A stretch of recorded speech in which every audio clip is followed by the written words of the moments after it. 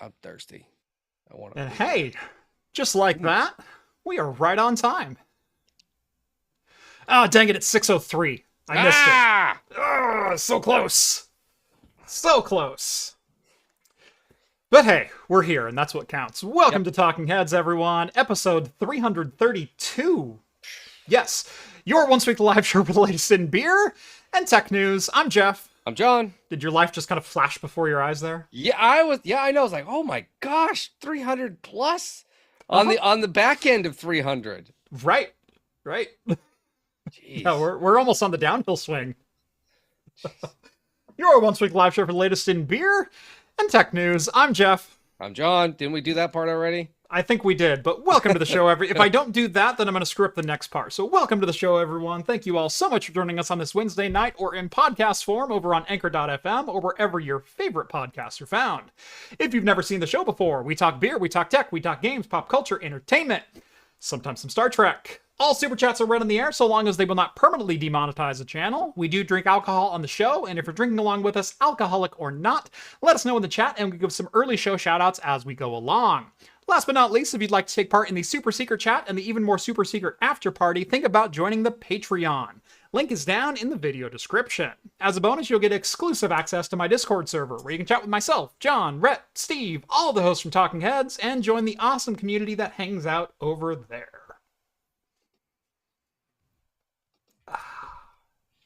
And welcome to the show. Yeah. I am newly crispified in my view.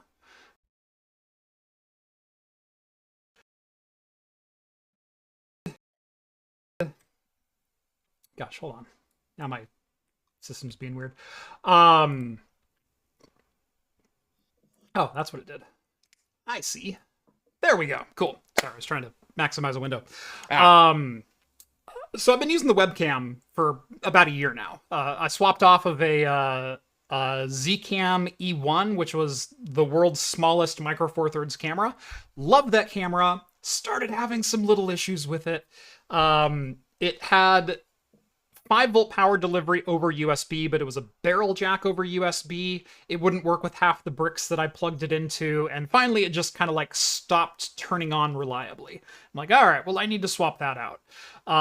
So I went with a webcam, and then literally a couple weeks later, had OBSbot reach out to me and sent me over there. Where's that thing? There it is. This guy. And I've been using this guy ever since. This is the Tiny 2 4K. It's a 4K pan tilt zoom. Oh, that's cool. Full control. Awesome.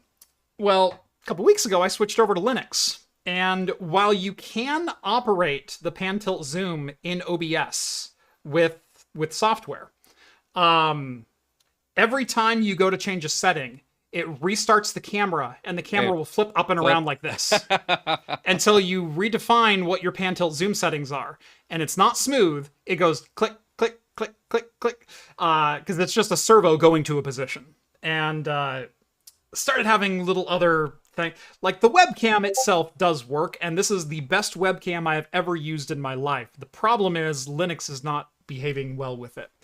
So I'm like, well, I don't want to go to like another cheap webcam. That's awful. So I started looking for some Sony cameras. Question: why is the A5100 more expensive than it was in 2020? People realize it's a nice camera. I don't know. It's a camera from 2016, 15. Why is that camera more expensive today than it was in 2020 or 2019? I bought one in 2019 as my run and gun camera, and I think I paid $199 for it. They're like $350 now.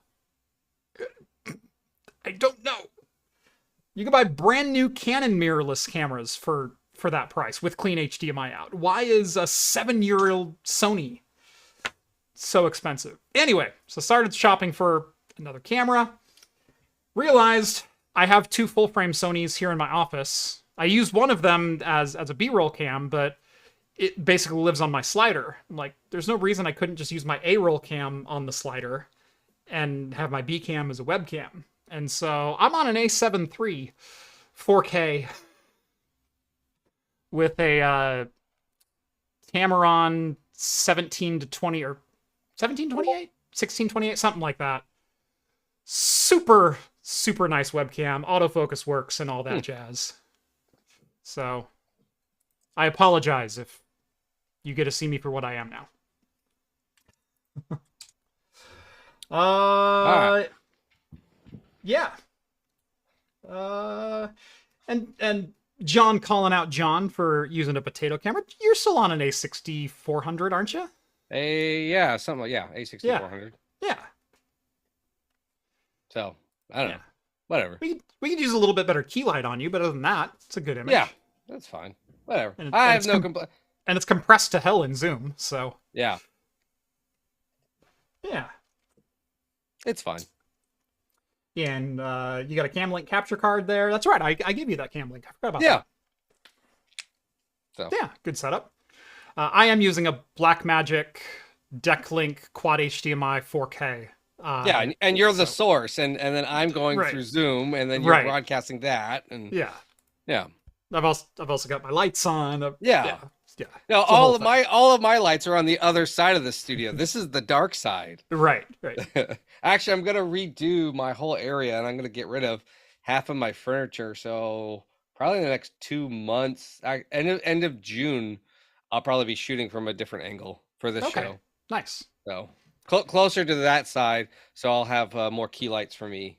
Yeah. I'm gonna go getting rid of my little couch that's in here, so I can have my drum set in here. Oh, nice. Yeah. Priorities, right? Yes. Anyway, welcome to the show, everyone. I've got 2 beers, trending 3, depending on how the show goes. What's funny is I've got a 12, a 16, and a 19. So percent? Ounce. Oh, okay. I was like, whoa, I didn't know it was that kind of night, Jeff. Whoa, hang on. What's really funny is it could be either or. You never know this. I was like, okay, I got bottles. I can match that. I have a 12 ouncer, I have a 16 ouncer, and I've got 3 cans, all different sizes. So for this show, we do have to be a little more specific. A little more specific. Yeah, I should have mentioned ounce at the end of that. You are correct. All 3 Oregon. I've got 2 IPAs and a stout. I know I'm going to drink the stout, and I think I'm going to drink that second. So I'm going to put the choice up to you. I've got a couple of our Northwest standards, but kind of the bigger standards. I'm just going to tell you 10 barrel or Ninkasi. Well, okay. It's either a hazy or a Velociraptor. If they're they IPAs. are both West Coast IPAs. Oh, none of them are hazies. So you said, and they're under 8. Ooh. I didn't say they were under 8. Oh yeah, you didn't say percentage. That was ounce count. Yeah. Okay, so that's probably gonna be then what the Tricera hops, the double. You're very close. You're very close. It's one of the dinosaurs. This one's more of an aquatic reptile. Oh, okay, so then that is Megalodon. There you go. And then the 10 barrel. Actually, I'm not. I know they have a couple packs out now, so I don't quite. Was it Snow Day? Ooh, you are so close again. Hot Burst. Hot Burst. Okay. Yeah. So I've got a 12-ounce Megalodon. Yeah. And I've got a 19-ounce Hot Burst. Yeah. Whichever. Well, hang on. Let me see. What do I got? The Megalodon. I had one of those. I could have grabbed one. Let's see. I have. We'll just wait for John to get back. He needs to decide if he's gonna go can for can with me. No. What do you got? What do you got? No. But I do have something fun that I would like to try. It is an exceptional bitters. It is a Imperial ESB. So not Imperial, but just in style. So it's only 7%. Okay. But still, for a bitters. Well, I mean, considering ESBs are usually 5. Exactly, like 4.5 to 5. So yeah. And then I just have a El Segundo, which is California hazy IPA. Nice. So So I think I'm going to go ahead and go with the Megalodon. So 10% triple IPA, Ninkasi out of Eugene, Oregon. Fantastic, fantastic local brew. Regional distribution, so if you're lucky enough to live, Northern Cal through Central Washington, like Yeah, pretty much. Yep. Ooh, something just happened with your audio. Oh, You switched mics or something. see. Tone set. LG, where? It's like, oh, speakers, microphone. Where's it at? That's weird. It didn't show up. It's not showing up. Yeah.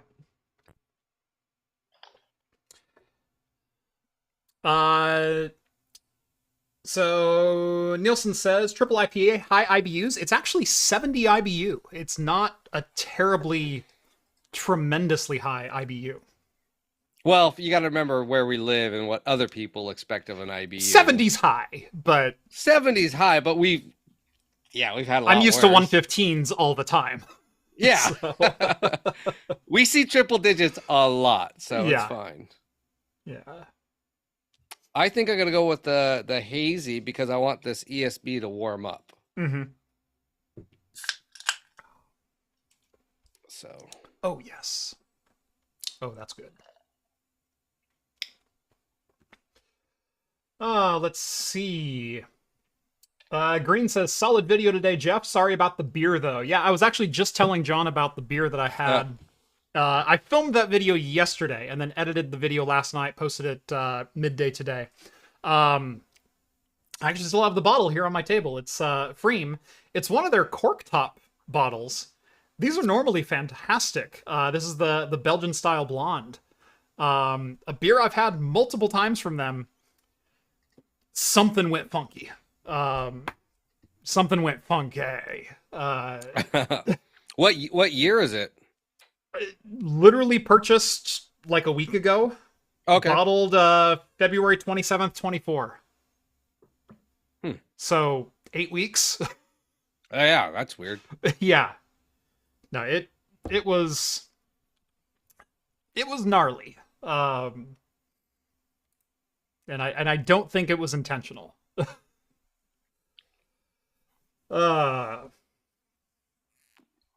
Jeff in 4K delivered via YouTube's wonderful 144p.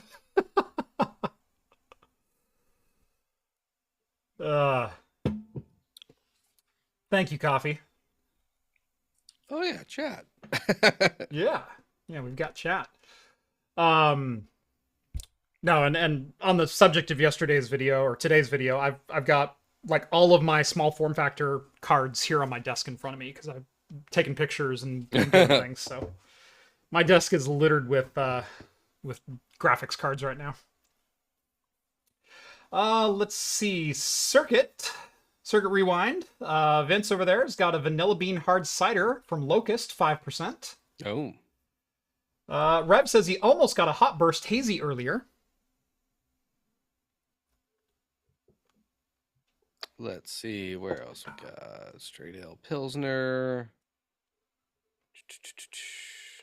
Novella's got a Guild Brewing Warren G double I dry hop IPA,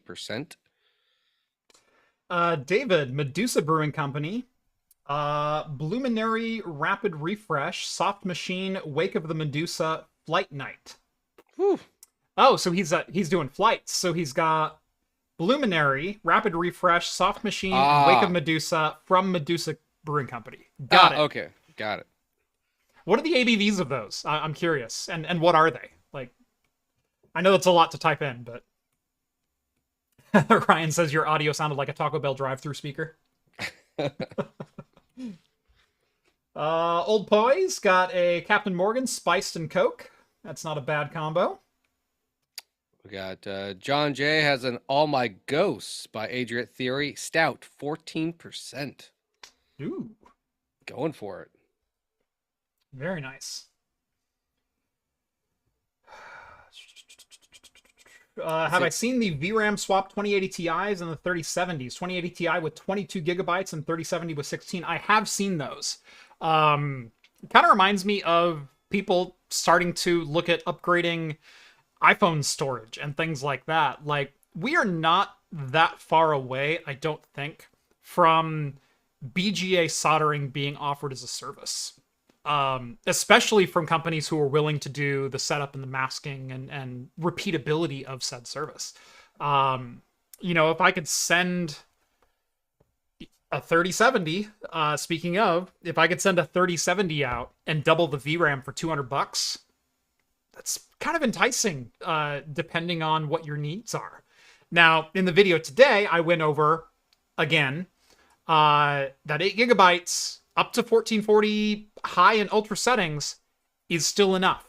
The heaviest use game in my play suite this time was Doom Eternal at 7.2. Cyberpunk at 1440 Ultra with RTX Medium ray traced reflections enabled. Used 6.5, something like that, and everything else was 6 and under. That's 1440 Ultra settings. 8 gigs is fine. Now, for machine learning tasks, if I could send an RTX 3070 Ti or a 3070 in and get 16 gigs and say, screw you, I'm not buying an A4000 or something like that for the acceleration, I'd spend $200 on that.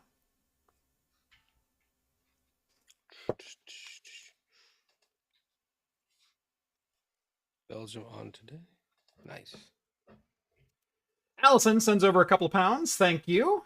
Jeff's start time versus TrueNAS backup ETA. Fight! I got to fight against TrueNAS? What's your drive pool like?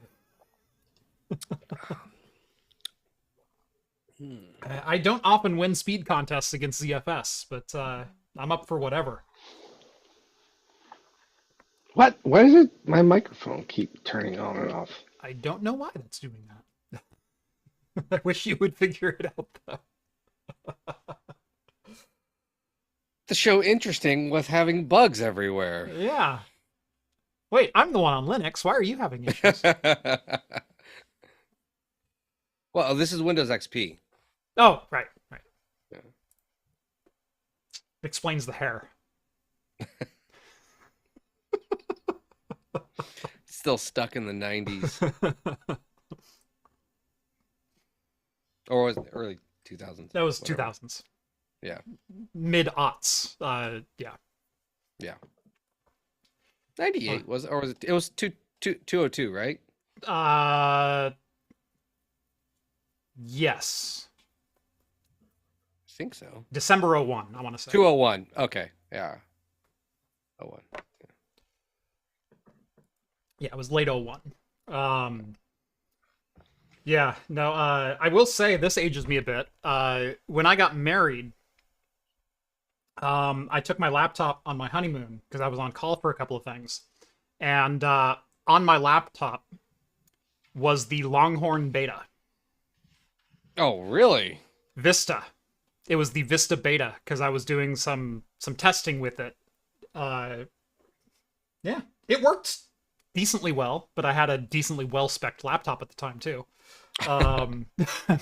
Yeah, I got married when Windows XP was still the only operating system that was out. It was the OG, the GOAT. Yeah.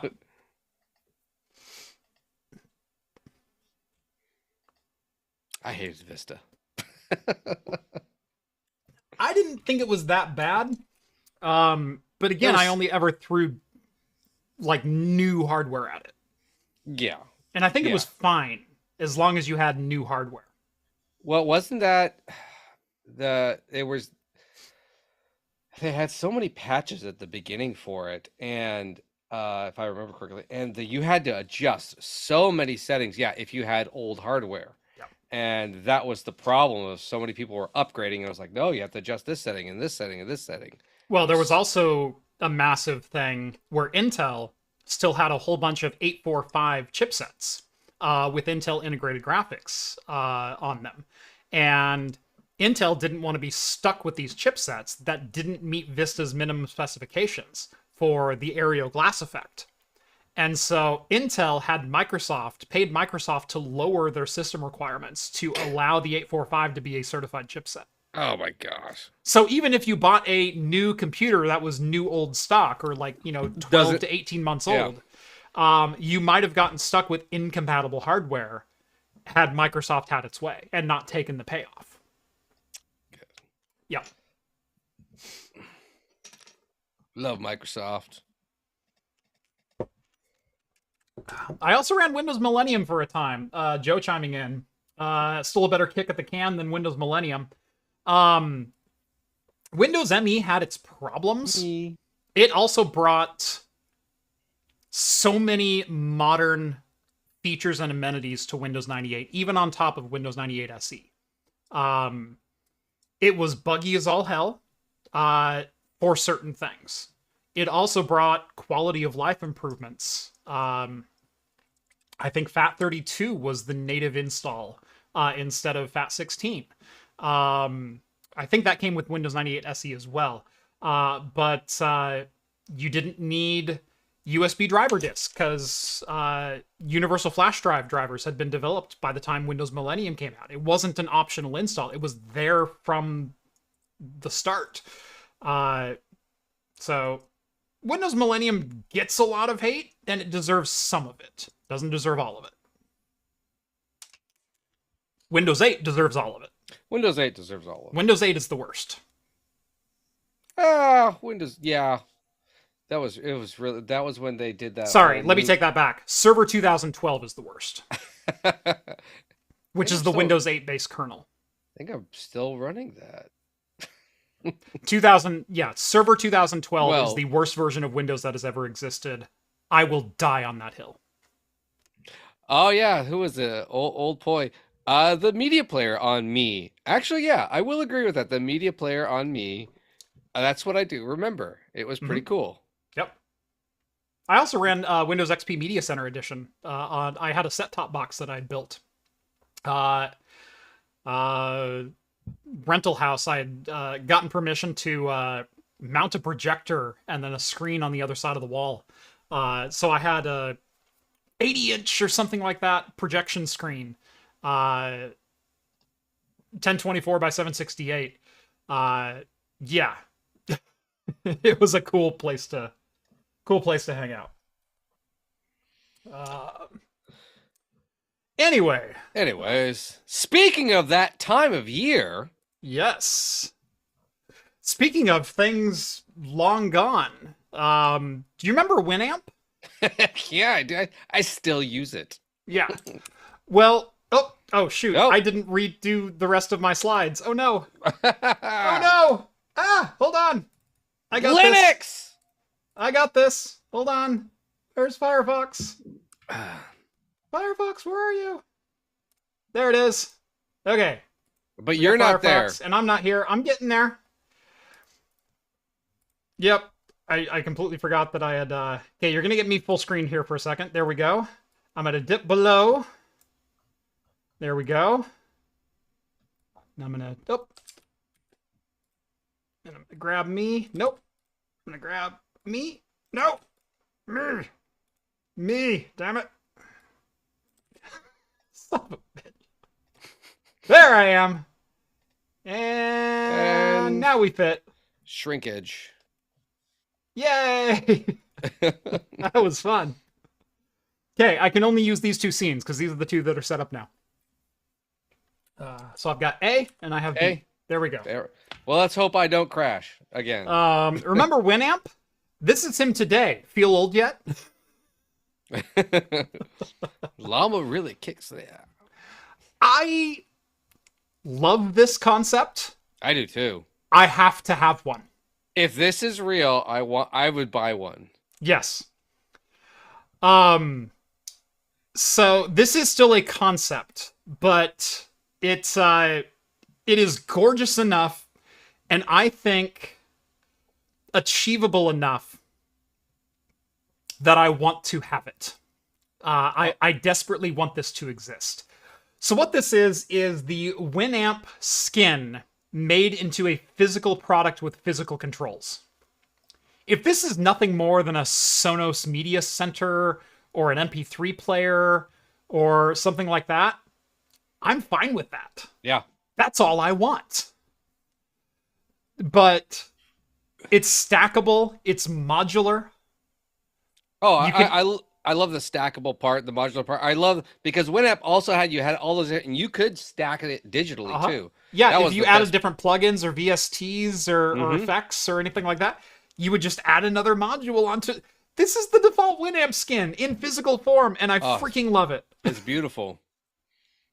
I mean, I would even take this as like a Bluetooth media center device for my PC just to control my media. Yeah. You know, of like, oh, you just Bluetooth, and then you can add different modules. You buy every new module's, $39.99, and you can stack on top of each other. Yeah. It would be great. Yeah, that's sweet. Yeah. I love this. I want it. I have to have this. This needs to become a real product now. Oh, and I love its physical like dials and not just digital screen. The screen of the center is digital, but everything else, that just makes it feel even better. Right. Someone's asking, how would you do the progress slider? Because you can see right there, the progress slider is mechanical. You can do linear servos, linear actuators, and that's how they would do the EQ down here as well. Notice when they plug it in, it snaps to whatever position it's in. You can do dual read or dual purpose, where a servo will slide to a position, and then you can also physically move it, and it will read how far you move it. And so it can then use a physical item to affect the digital world and vice versa. These are all things that exist. Yeah. This is a product that could be real.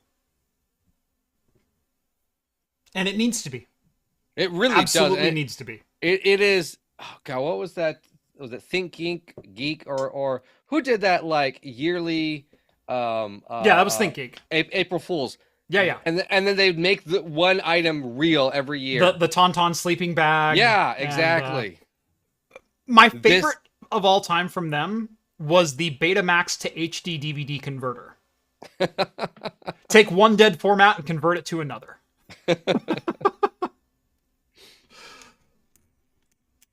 But yeah, no, this does kind of feel like one of those products. I hadn't put two and two together, but you're absolutely right. Like if I saw this would be like, oh, $60, even if $60-$70, I'd buy this. No problem. Probably $99 if it really did everything. I think for it to do everything, you'd be looking between $1 and $150. But I think it's conceivable. I mean, even then, if it did more, it would be fun just to have, and it would then be like, okay, I want this as a fun gag gift or something like that. Like, all right, I don't know what to get you for your birthday or Christmas. All right, I want that because I wouldn't spend it on myself, but I really actually want it because it's stupid, and I want stupid things because I'm just that way. Yeah. Yeah, no, this is... Oh, well, the nice part, too, is technically you probably... I wonder if you could get different lighting or different skins because it looks like, there's an LED screen for the timer. So you could change the color of the background. Right. That would be... Yeah, you could do a lot with this. I don't think it'd be anything to put... Because this is just a passive LCD. This is not an active matrix or anything like that. Yeah. This could be... You could just do an RGB backlight panel on this, and then a simple, not a 7 segment, but a super low res, a 128 by 128 LCD screen that we see on, calculator watches and crap like that. That's all you need for this, and then just backlight it with whatever color you want. Down here in the screen portion of it, you give this a very basic Android interface or something like that. Yeah. And put a decent audio processor in it. Maybe. Oh, you know what they need to do? They need to team up with Creative. This feels like a product Creative needs to make. Put a halfway decent DAC into it. Put a $20 or $30 DAC into it, where you can plug in some speakers or plug in some headphones. Not audiophile quality, but decent. Yeah. Not Realtek integrated audio, but something slightly beyond that. Enough to drive a decent set of headphones. I'd buy one.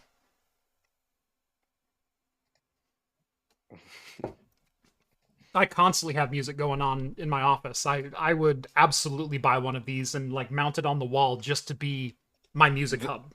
Yeah. Now see, that would even be cooler. I would totally have this as a wall mount of like to control my media player as I'm walking.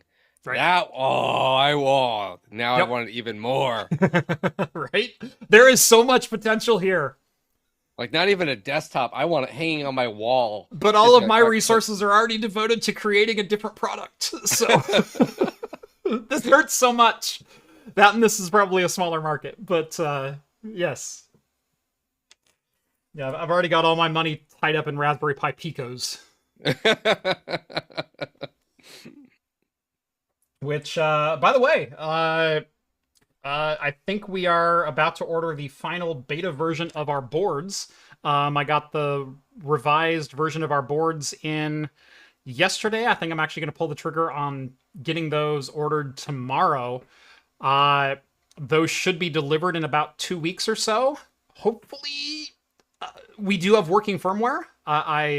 We have, if you don't know what I'm talking about, I'm developing a temperature sensor for your server rack that responds to SNMP. So simple network monitoring protocol. It's what PRTG, it's what Observium, it's what all of anyone who does anything with networking and monitoring, you use SNMP. There is no dead simple temperature monitor for SNMP, unless you want to spend like $1,000 as part of a UPS unit.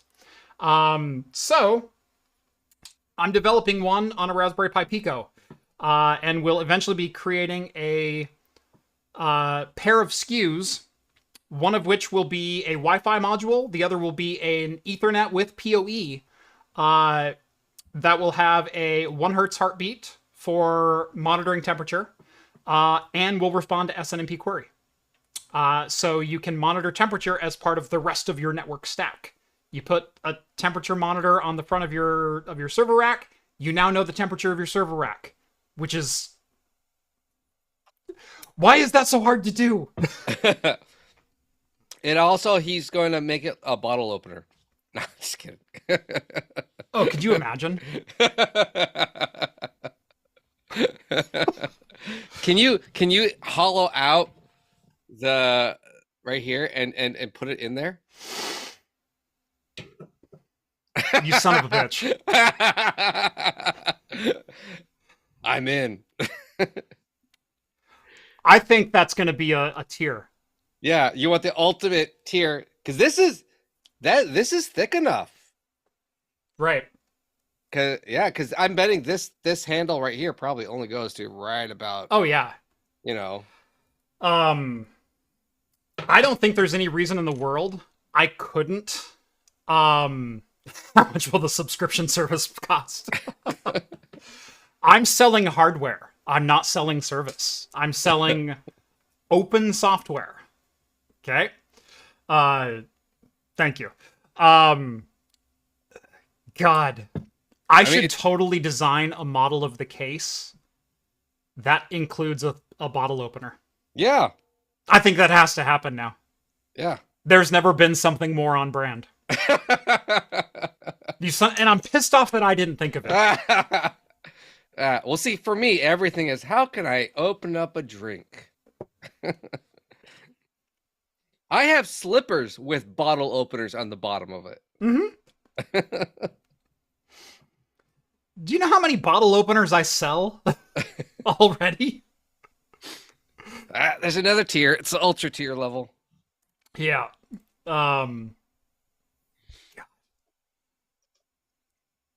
Yeah.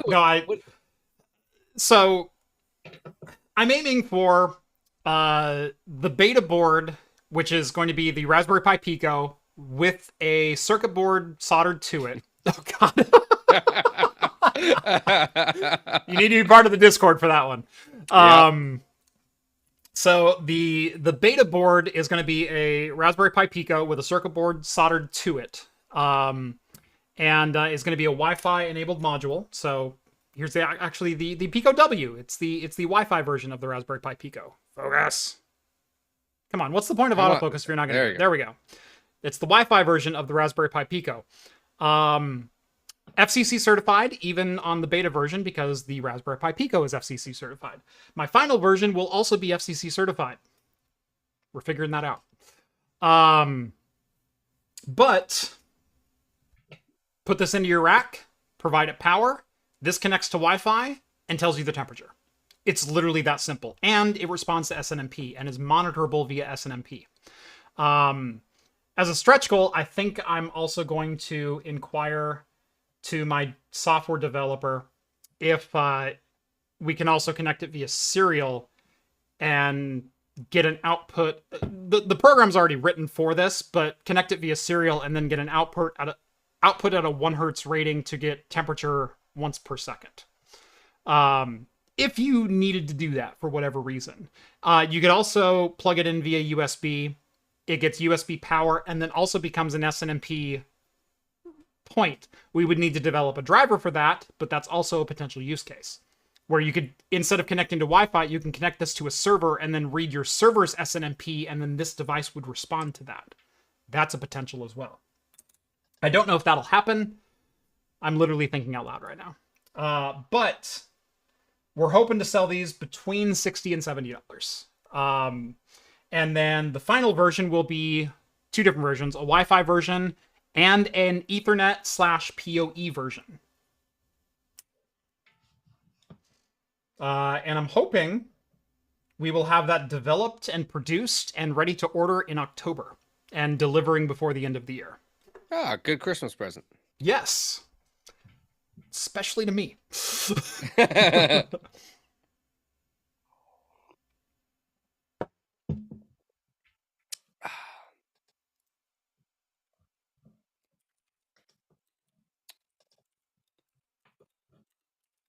Mm-hmm.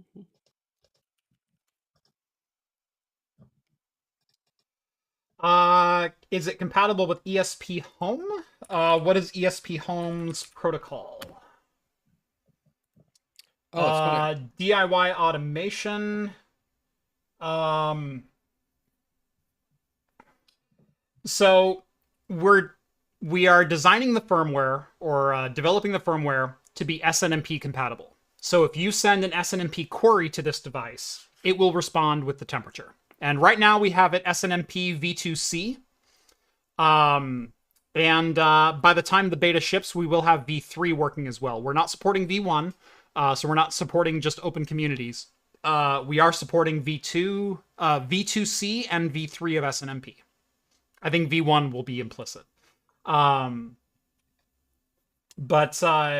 as long as whatever monitoring station you want to use can receive an SNMP packet, this will work for that.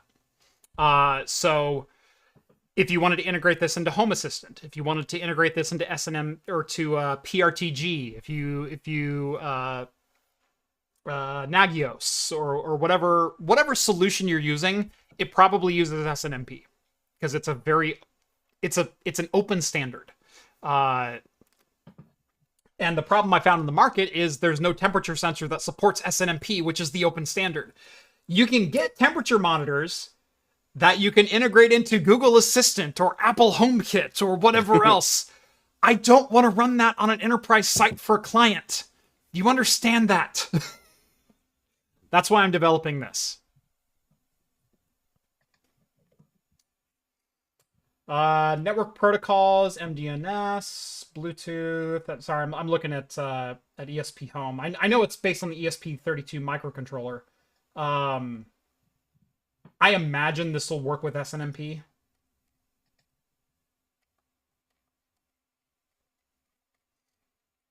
So yeah, I'm not overly familiar with ESP Home, but sure.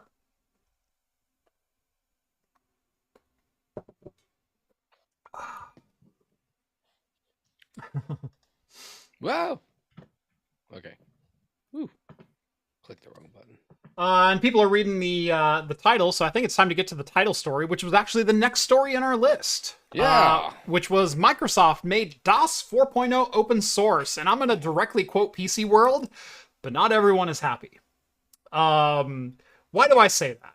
Why is a company open sourcing legacy software not being met with critical acclaim? Well, number one, DOS 4, specifically 4.0 or 4.01, is kind of the redheaded stepchild of DOS. People hated it in 1998 when it released. 1988. It was 1988. It was not well received. It was buggy. It was glitchy. It crashed for no reason. It had terrible memory issues. And just wasn't all that friendly coming from DOS 3.2. But hey, Microsoft released it open source. You know, you can compile your own. You can fix those bugs. You can do whatever else now, right? Well, here's the deal. DOS 6.22 is the definitive version of DOS. It is the final version of DOS. Yes, I know there's 7. No, it's not. DOS 6.22 is the definitive version of DOS. DOS 5.0 is when DOS kind of met all the stability that it needed to be a really good operating system. Remember, DOS is short for QDOS, which was quick and dirty operating system. DOS 4.0 still has a lot of its lineage within its core. Yeah, Microsoft over the last couple of years has released 1.25, 2.11, and now 4.0. You know, the hallmarks of that is it supports partitions above 32 megabytes. You can have more than 32 megabytes on your C drive now. That's amazing, right? Yeah. Here's the problem.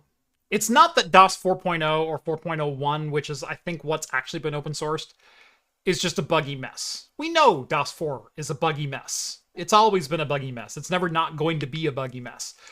The problem is the way Microsoft has released this. Yep. Is they didn't release the original source code files with the original text formatting. Formatting for text files and source files has changed throughout the years. Unicode has changed throughout the years.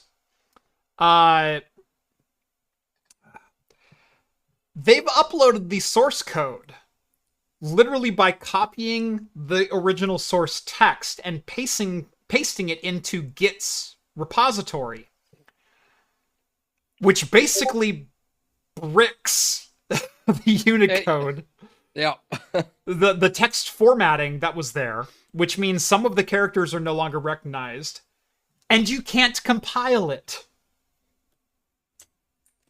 You can look at it, but it won't work on any hardware that was designed in that era or anything like that. Yeah, so essentially the whole binary system with DOS, they just threw that out the window.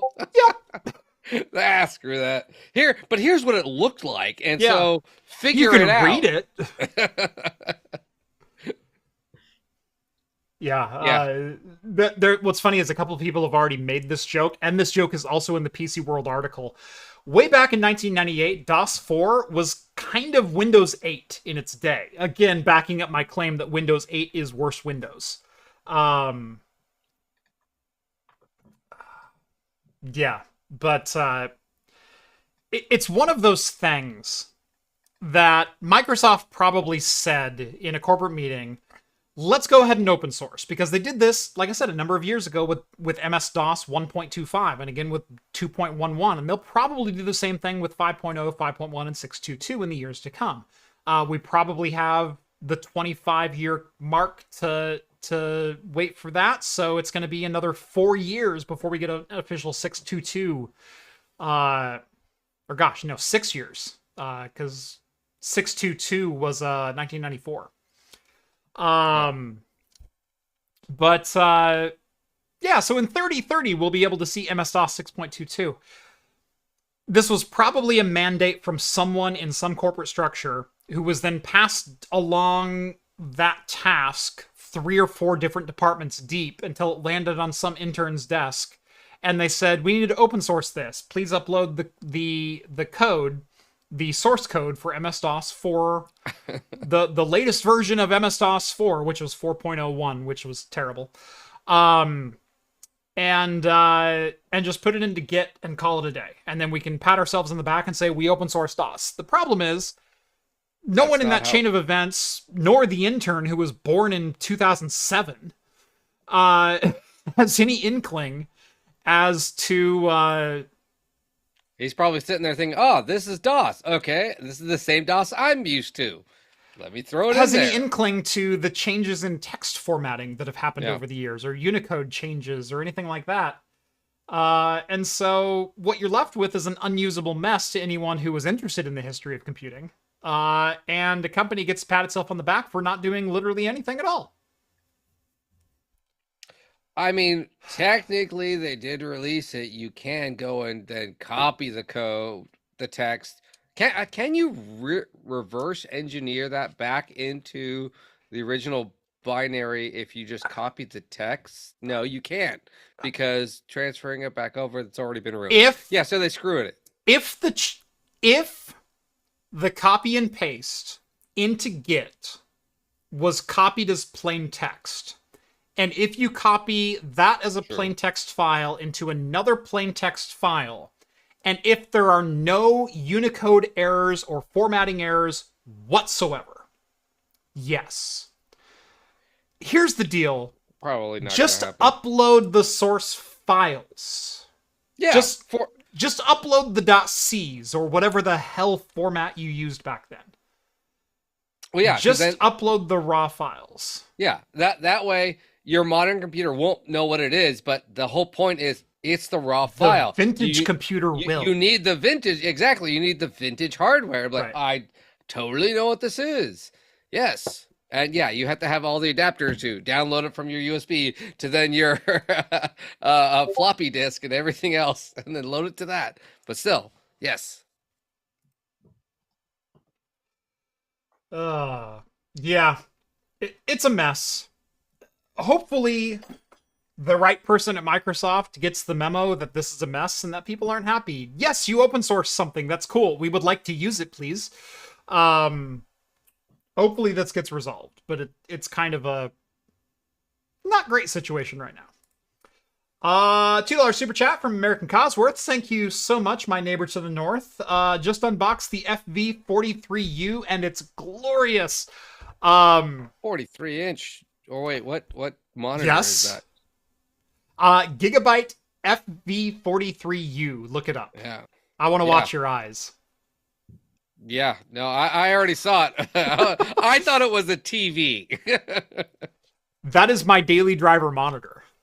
Oh my gosh. For those who don't know, it is a 43-inch 4K 144 hertz HDR10 1000 nit monitor. Factory calibrated to be 98% DCI-P3 accurate. Comes with a factory calibration chart. It's a good monitor. It's a really good monitor. $750. When they came out, they were $1,700. Oh, okay. I got mine 55-inch one for only $50 more. My problem is 55 is too large. And I know that sounds absurd going like 27, 43, 55. 43 is usable. 55 is not. It's wall hangable. Mine is mounted to the wall, and I have a 24-inch deep desk that I work at. It's just barely too big, even at 43. If this was 40, it'd be perfect. I find myself looking up a little bit too much to get to the top corners. But I got mine on an Amazon warehouse deal a year ago for $600. Ooh, that's a good deal. They have since come down from, I think they released at like $13.99 or maybe even $14.99. They're now $7.99. You can get them. I believe Cosworth just picked one up used locally for $450. Ooh. Oh, it's a good monitor. It's a really good monitor. I haven't done a review on it simply because I don't want to unmount the damn thing. Although, at the November PDX, I brought that as my monitor. I had a 43-inch 1000-nit monitor in my LAN station that was barely 40 inches wide. Yeah, you weren't showing off at all. No peacocking from Craft Computing there. Never. Have I ever been one to peacock? Someone probably just thought it was like a cheap Walmart TV. No, because they turned the lights off. And when the monitor's on, it literally lit up the back wall. It was wonderful. What's really funny is for April's PDX LAN, beginning of this month, I brought a 1500 nit ultra wide.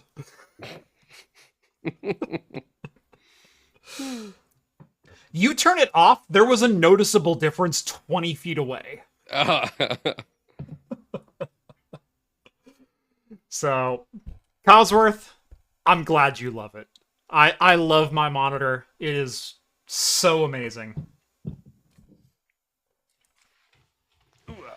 Zach says, so you're saying you don't want my spare Odyssey Arc. I'm not saying I wouldn't take your spare Odyssey Arc. I'm not saying that. Don't put words in my mouth. I said it was too big for my daily driven system. I didn't say it was too big for my gaming system. I mean, I'll take There's that. a difference. It's fine. Yeah, Chris says there's a 48-inch OLED version. I have seen that version in person. It is also glorious. Yeah, my next monitor is going to be OLED. For right now, my two daily drivers are that Gigabyte FV43U. That is the monitor that I do most of my video editing on. And this over here is an Inocon. It's a 34-inch ultra wide, and it is also the HDR10 1500 nit. I have to turn the monitor brightness off when I'm doing the show. I have my monitor brightness set at like 0 right now because here's what happens if I...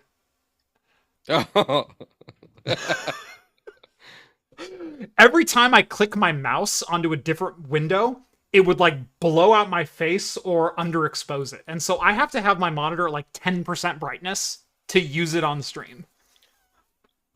These arcs look awesome. I want one. You've never seen a Samsung Arc? I've never seen it. It's like, holy cow, these things are awesome looking. I'm like, just mouth open but it's $2,000. So, the A4000 Ada generation SFF. Mm-hmm. I received this card, and back in November at PDX LAN, Zach also had his Samsung Odyssey Arc. So we took this, we put it into my system, we plugged it into the Arc, and I played Wreckfest on a vertical Arc. That's what I'm looking at. I was like, oh my gosh, these things are cool. We drove that monitor with this in a vertical orientation, and it is the most insane experience of Wreckfest I've ever had. Oh, man. I mean, I don't think I could ever spend that much on a monitor, but wow, those things are... Whew, those look nice. Yeah. Yep. No, I've done a lot of... So people are chiming in with like triple wide. What's your ideal monitor setup? I have ran multiple monitors longer than all of you. Okay? I ran multiple monitors in XP. I ran multiple monitors in 2003. Steve had dual, if not triple, dual CRTs for a long time. I had triple CRTs for a very long time. I have a really funny story, actually. In 2008, November of 2008, Fallout 3 launched. Mhm. Okay. At the time, my gaming PC was a dual Xeon engineering sample. Not much has changed.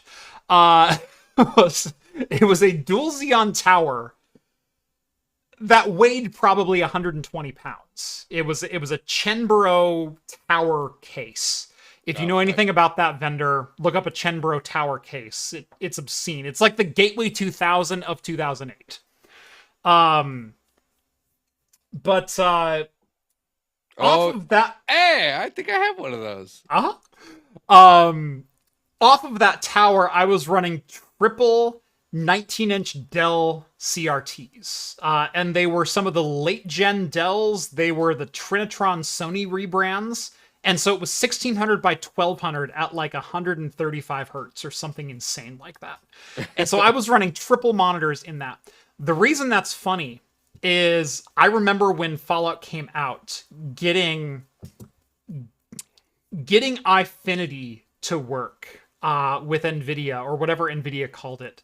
There was NVIDIA Stereo Display, and then there was AMD iFinity. I got both of them to work with my CRT monitors, so I could play Fallout 3 in triple wide. On that setup, Microsoft was running a contest that every day you logged into Games for Windows Live and played Fallout 3, you got your name added to a hat. And every day they would draw a winner, and at the end of the week, at the end of each week, they also drew a grand prize winner. And I think they ran this for like the first 4 weeks that Fallout was out. Mm-hmm. I won a grand prize from that on that system. I won an Alienware 17-inch laptop with SLI'd GTX 9800 graphics cards. I remember you telling me this story before, a long time ago. Yeah. That's the system I wanted on, was a triple CRT system. That was my only gaming PC. And because I played Fallout 3 with Games for Windows Live, I got my name dropped in a hat. And then sometime in like March, like the next year, I got a, hey, you won a contest. And I went, bullshit. And then I looked it up, and the email came from a company that does giveaways for corporations. And I went, okay, I'm intrigued. I don't believe you, but what do you need? And they said, we literally just need your shipping address. And then once you receive it, we're also going to send you a 10 or a W4 or whatever the giveaway form is. W9, W2, yeah. I don't remember. To say, for the value of it, you have to be taxed. Right, yeah, you have to be taxed for it. And so I'm like, all right, here's my shipping address. Like, good luck. I'm no one. You know, go ahead and break into my house. I don't care. Yeah, I got my three CRTs. That's it. 3 days later, this massive box from Alienware arrives with, so again, to date this, I think it was an i7 985 or something like that. Some crazy, no, it wasn't an i7. It was a Core 2 quad. It was a Core 2 quad 9450. It was a desktop chip crammed into a laptop. It had 2 mobile GPUs in it, and they were the 9800 GT mobile GPUs running an SLI. The laptop was like $3,800. So what did I do? I opened the lid, went, that's really pretty, and I turned it on, and it got to the welcome to Windows screen, and I turned it off, and I listed that shit on eBay. Brand new. Because I wasn't going to spend $900 in taxes on this laptop. It was a beautiful laptop, but I would rather build myself a desktop. So I sold it on eBay for, I think, $2,800. Woo! Like $1,000 off retail, but enough to pay the taxes and enough to build myself a brand new Nehalem desktop. X58, SLI, triple LCDs. Yeah. All from those 3 CRT monitors. All from those 3 CRT monitors, because I wanted to play Fallout 3. It's the only thing I've ever won in my life. It's a good thing to win. Like, I won like $4,000 from Microsoft. Like, who all can say that? Yeah, there you go.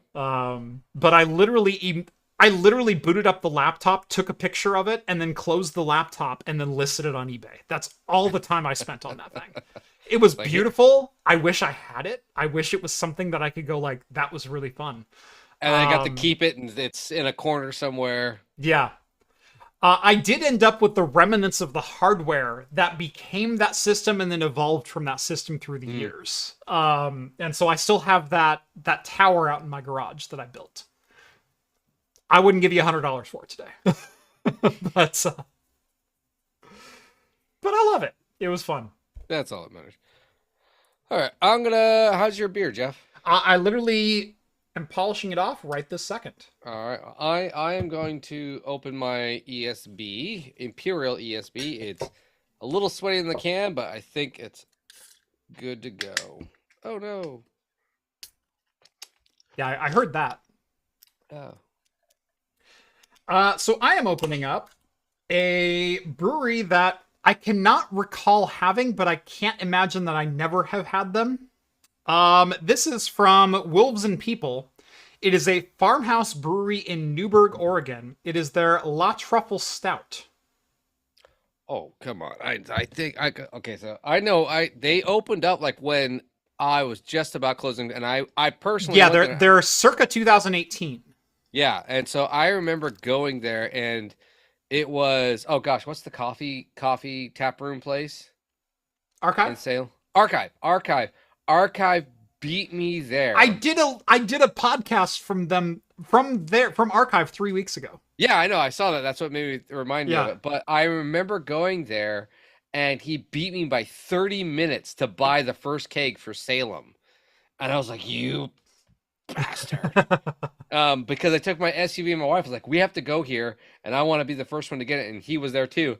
And he was like, yeah, I got the first ones. And he was finishing up his sample tray and then left with like 3 kegs. Yeah. And then I think I got like a light farm. I got like either it was a pail and then a light farmhouse. So Yep. wolves, people,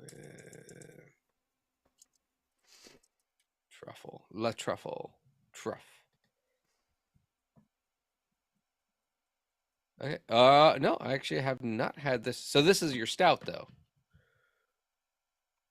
Yeah, this is the La Truffle Stout. It's a fairly light stout at 5.2%. Yeah, I will say, I think this will pass the light test. I think it will too. It looks. Look at that head right there. Oh God. Yeah. Look at that. Even the Yeah. Barely the edge. Barely the edge. right. Oh, A little bit. Just a sliver. Looks That's like impressive for a 5.2 stout. I have 9% stouts that don't pass that. Super thick head. Like real tight, dense bubbles. That's a good looking beer. Yeah. No, so the cool thing about this brewery is they are a true farmhouse brewery. They made it retrofitted an actual farm, and when they collaborated their yeast, they actually told me all they did was they just took the spoon that they're brewing with their mash and then just waved it around multiple different places at the farm. And then that's how they cultivated the yeast. So it's a very fun brewery. They don't really do a whole lot of high percentage because of the yeast style. Right. This is good. This is really good. That's good too. Ooh, that is actually really good. It's very light roasty. It is a gosh. How would I describe that? If you go to Starbucks and you ask for a light roast, Yeah. like I know coffee drinkers are going to look at me and beer drinkers are going to look at me for that sentence and go like, "Oh, you don't know what you're talking about." But you know what I'm talking about by that sentence, don't you? Oh. If you go to Starbucks and you ask for a light roast, that's what this is.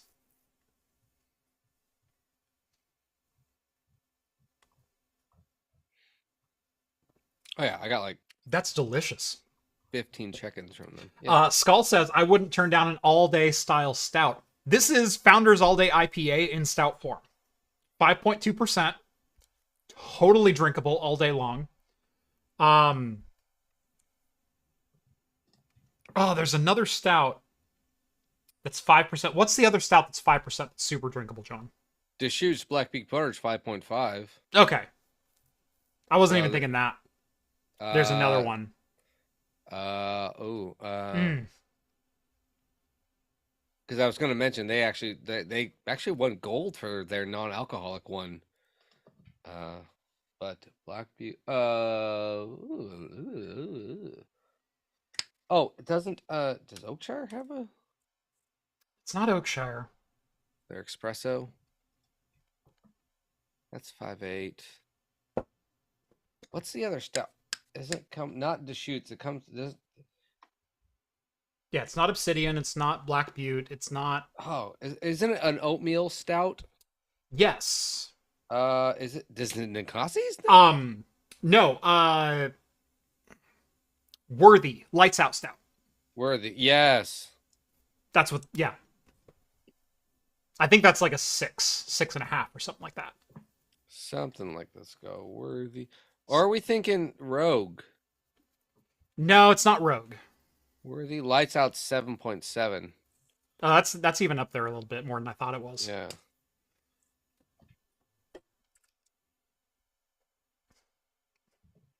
But no, this is a super approachable. Yeah, Rogue's chocolate stout is 5.8. Just their not double chocolate, but just regular chocolates. Right. So yeah. No, and this isn't heavily sweet.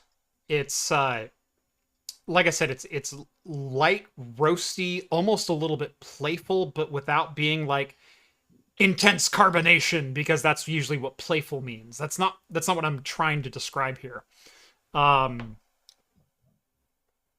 It's Rogue's Hazelnut. Oh, there you go. That's what this is. Brown hazelnut nectar. Yep. Brown hazelnut nectar. Yeah. That's what this is. Yeah.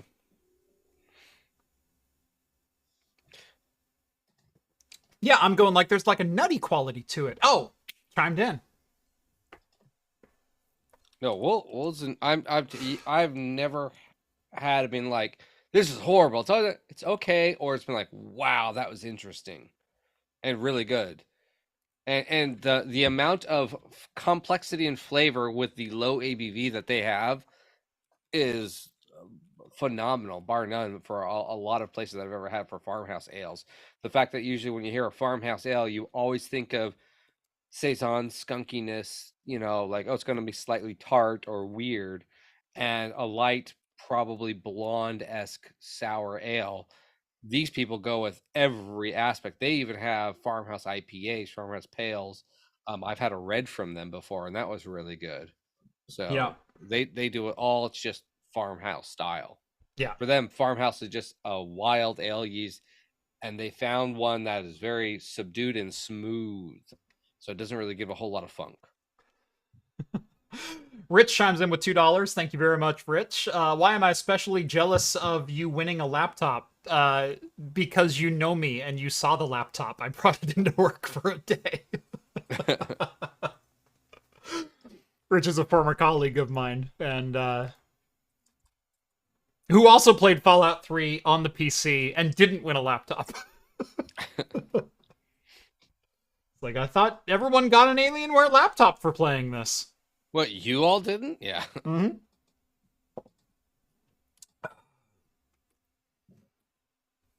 I shouldn't say the laptop's the only thing I ever won. It's the only thing of any like significant value that I ever won. I used to be the kid who could call into any radio station and just win tickets to whatever concert was in town. I won so many concert tickets when I was a kid, of like 8 to 12 years old. Z100? Z100, K-Rock, K-Duck, KUGN, like all of the Eugene and Portland stations. Mm-hmm. I've probably won a pair of tickets or more from every single station in the valley. I haven't won anything since. So I think I used up all of my good luck with the laptop. But no, I won so many tickets growing up.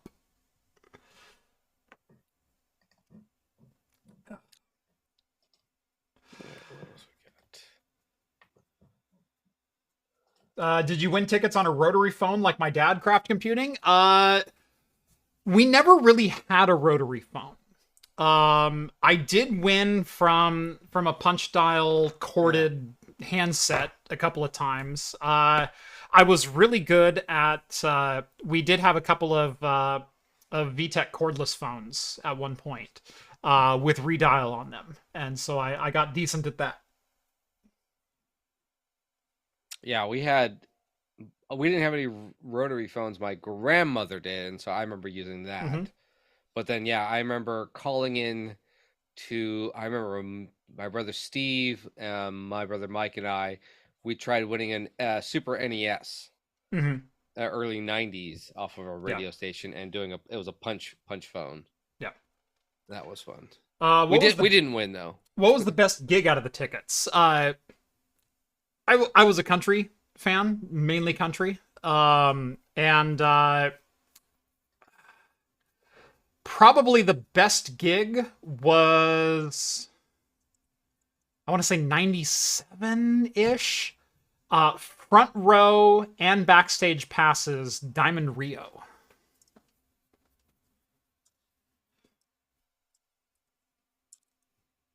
I've also seen Tim McGraw. I've seen Sawyer Brown. I've seen... who else have I seen? It's a long list. Yeah. Those are probably the best tickets that I won. Was front row, center stage, and backstage passes, Diamond Rio.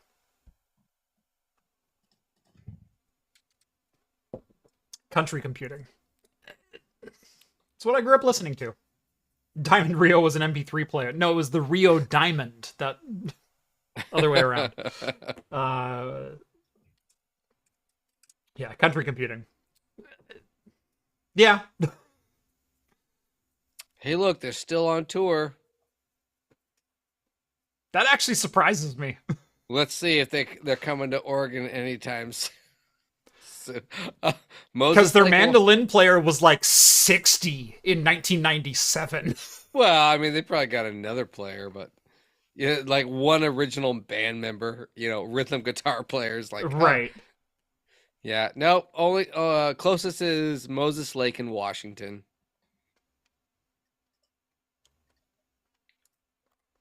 It's a road trip. Yep. Let's see, where is that at? They were a really good show, I will say. That and Sawyer Brown was really good. Sawyer Brown was really good too.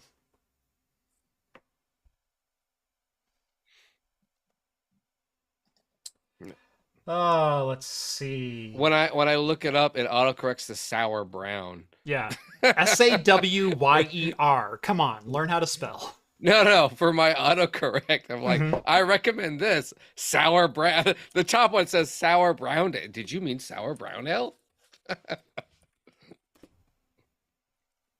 Sawyer Brown's still on tour too. Holy crap. Greatest hits. Wow. I mean, now we're going back a ways. The tour.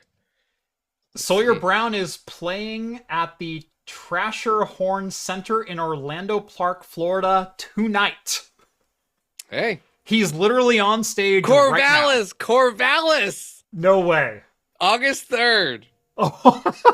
Benton County Fair and Rodeo. There we go. Twice. Three. Grants Pass and John Day, Oregon. So he's playing John Day? Oh my god. Three county fairs. That makes a lot of sense. There you go. You could go see him again. Yeah, I could. Take your kids. Be like, this is what I experienced, a little bit older than you. This is what true music is like, kids. Yeah. No, I think Tim McGraw was the first concert I went to, and those were like nosebleeds on a it was on an ice skating rink at the Lane County Fairgrounds. Oh Like my they just gosh. put chairs on the rink. I was like 100 rows back in on the court, and yeah, and that was "Don't Take the Girl" days, like back when the hits were all like the super slow ballads. Oh yeah. Yeah, so he didn't have anything good. The bass wasn't really thumping back then. No. No, it was a piano slow rock ballad, and it wasn't even a rock ballad. It was literally, yeah.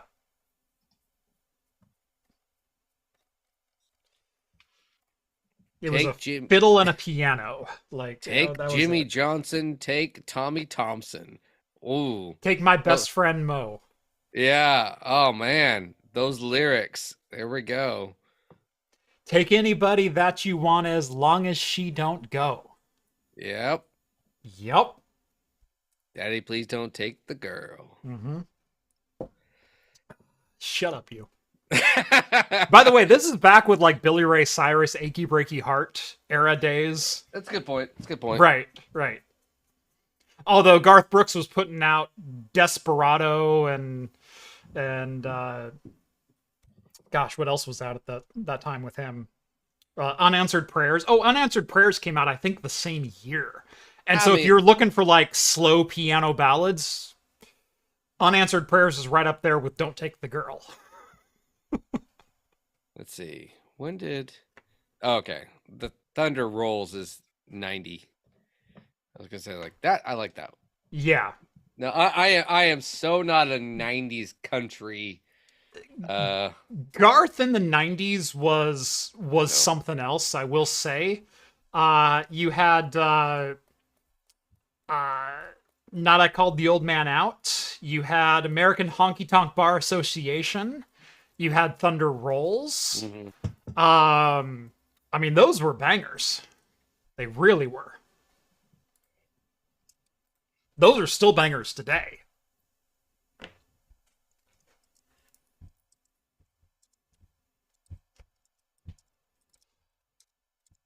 Friends in Low Places, that was a couple years later. That was like 92, 93.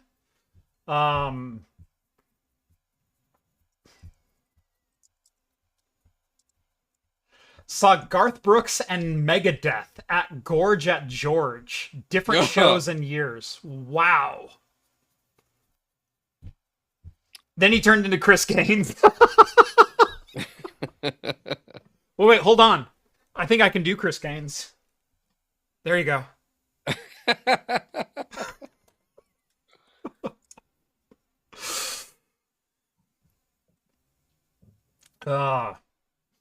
Yeah, Rodeo. Oh, Rodeo was like 92. Rodeo yeah. was, oh God, that was good. I remember Rodeo. Yeah. Yeah, low low places was late 90s, wasn't it? No, Rodeo was, No, Low Places. oh, Low Places? No, I don't think that would, might have been No, 95. no, that was no. Apparently, I guess that was 90. Yeah, 90. 1990. Yep. Yeah, Wow. No Fences. No Fences. Hmm. God, what an album. Like, seriously. And then he went all Chris Gaines on us.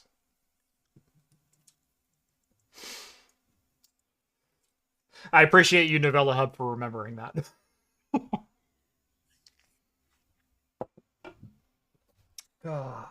Yeah, I was into Metallica, Yeah. Megadeth, Pantera. It wasn't that my parents, like, forbade me from listening to other music. It's just they didn't. And I didn't get exposed to other music. And so back then it was all country. It was just, that's what was on the radio. And, Well, Eugene, I guess that makes sense. right. Friggin' John Michael Montgomery, Aaron Tippin. Like I can go back with you.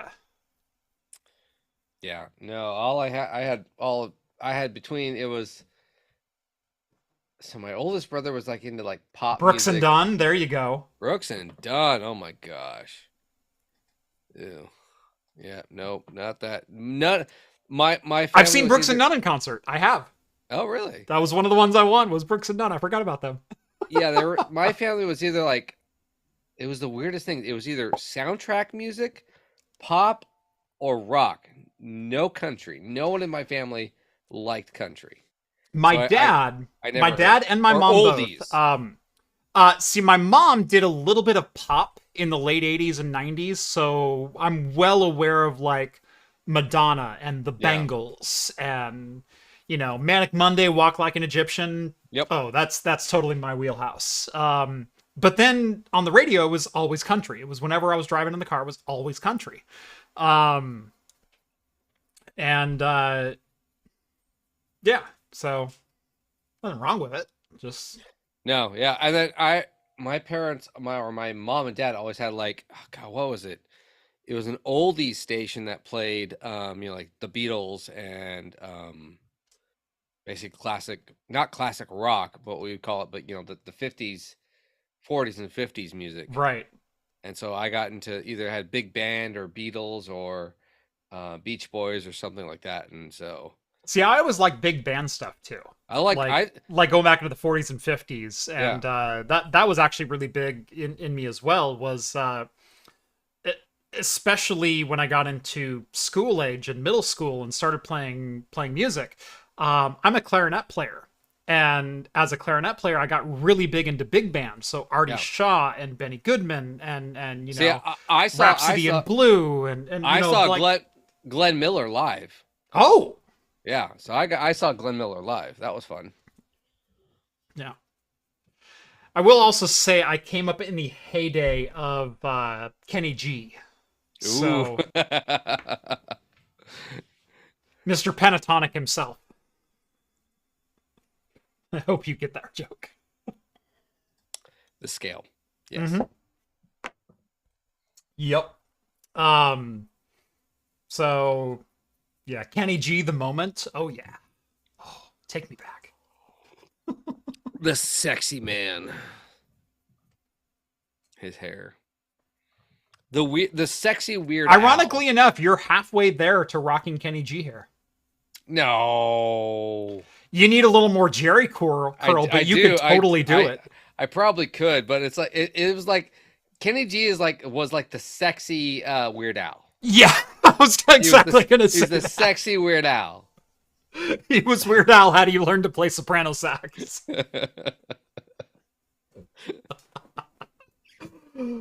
Oh, yes. Bluegrass is awesome. Some of the events are a little funky, but love the music, says Jeff Gearling. Yeah, I like bluegrass. I like bluegrass. What's really funny is out of all of this, I came out a funk fan. Well, you went toward bass and I went bass. towards playing bass, and what does bass get to feature in? Yeah. Funk. And so, yeah, I slap into bass. I love me some bass. I love me some funk lines. And that's what I gravitated towards playing. He was the Michael Bublé of sax. Ooh, that's a good one, Ooh. Gearling. Yeah. That's a really good one. He did kind of bring that big band back to mainstream. Like, love Kenny G or hate Kenny G. I'm on the I like Kenny G and respect him and I respect him. like what he did and can listen to it every once in a while. I'm not gonna throw it up on my YouTube music playlist, but it's not awful to listen to. If the moment comes on, I'm gonna jam along. But he kind of resurrected the big band era. Because if you look back at the 70s and 80s, the 70s were and that was the only saxophone you ever had. Yeah. That or Billy Joel playing It's Still Rock and Roll to Me. Oh God. And that was all of your saxophone for 2 decades. Chicago had a saxophone player, didn't they? The band Chicago. Yeah. I mean, Yeah. A lot of yeah. bands featured some Chicago or featured Yeah. some Some saxophone. sax. Not a lot of them let it lead. Yeah. Good point. You know, you get a lot of saxophone in Billy Joel music too, and whatnot. And there were some big band influences there, certainly. But Kenny G went, no, I'm going to be the musician, the saxophonist first, and then occasionally I'll let some woman do some vocals in the background. So it's a little bit of a different style, and I like it. See, drummers get to play everything. They're like, oh, I got bored with this. Let me learn a new style. Ah, this is all fun because I'm always in the song. Right. I just gotta stay in the pocket, and I'm in the song. Stay in the pocket. No matter what, there's a drummer back there. We call that a drum cage, John, not a pocket. Yes, I'm never out of those. Stay in your little cave like a troll. And as Patrick says, hey, it's the other Jeff. Australia knows how to rock the sax like Lisa on The Simpsons. Yes. Because you know who does great sax work today? Bluey. Yes. Which just got canceled. Didn't get canceled. What it did was It's said, all like, what can we do in the pandemic? And let's make all the episodes we possibly can in 8 months. And Yeah, let's I record know. all of them. And we'll animate them later. And then when we're out of voice work, we're out of voice work. yeah. I mean, they're not And canceled, that but sucks. I know they're like, we're not done, but we're done for now, unless Yeah. someone pays us a lot more. It's almost like you have the best sports player, and you already paid. It's like, I'm still in my prime, but no one's paying me for my contract yet, so I'm retired. Right. You know, of what I don't want is another studio to buy them out, and then it's just completely different. Right. You know, of like, Cookie cutter. yeah. Yeah. Everything about, I don't know how we got into stories and then kids TV shows, but whatever. That's how this show goes sometimes. But the writers of Bluey are fantastic. They are. We went from Microsoft made mistakes open sourcing DOS to Chris Gaines to Bluey and saxophone. Yeah. I don't know how that happened, but whatever. Yeah. But It's a winding road. The writers know how to do real world situations and lessons for parents and kids. Yeah. Very well. Yes. Very well. And It's got that Bugs Bunny level humor down pat. Oh yeah, if you rewatch it, there are certain things parents like, oh, that's an adult joke. Yeah. They just that one was for me. That one Yeah. was for me, and they hit it. It's like, oh, that's funny. I like this Mhm. show. You know, yeah. I know. I was like, oh man. Or what they're probably gonna do, make a movie, and then that'll be the end of it. I hope not. I hope it either continues with the energy and the enthusiasm and the love that I is do too. obviously put into it. Or I hope it doesn't. Just done. You're just done. Don't ruin what it is. Flash in a pan. We remember it for exactly what it was, which And was we'll- absolutely what we needed in 2021. Yeah. So for those who don't know what we're talking about, Bluey, Australian TV show, syndicated and made popular via Disney Plus. It's an amazing show.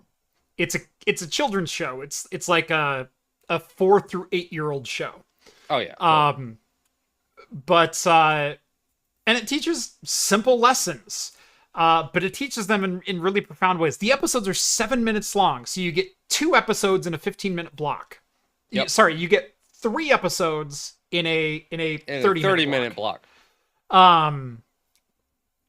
And it all just places these dogs into a situation. And sometimes they're dogs, and sometimes they're people, and sometimes the lines are very blurred.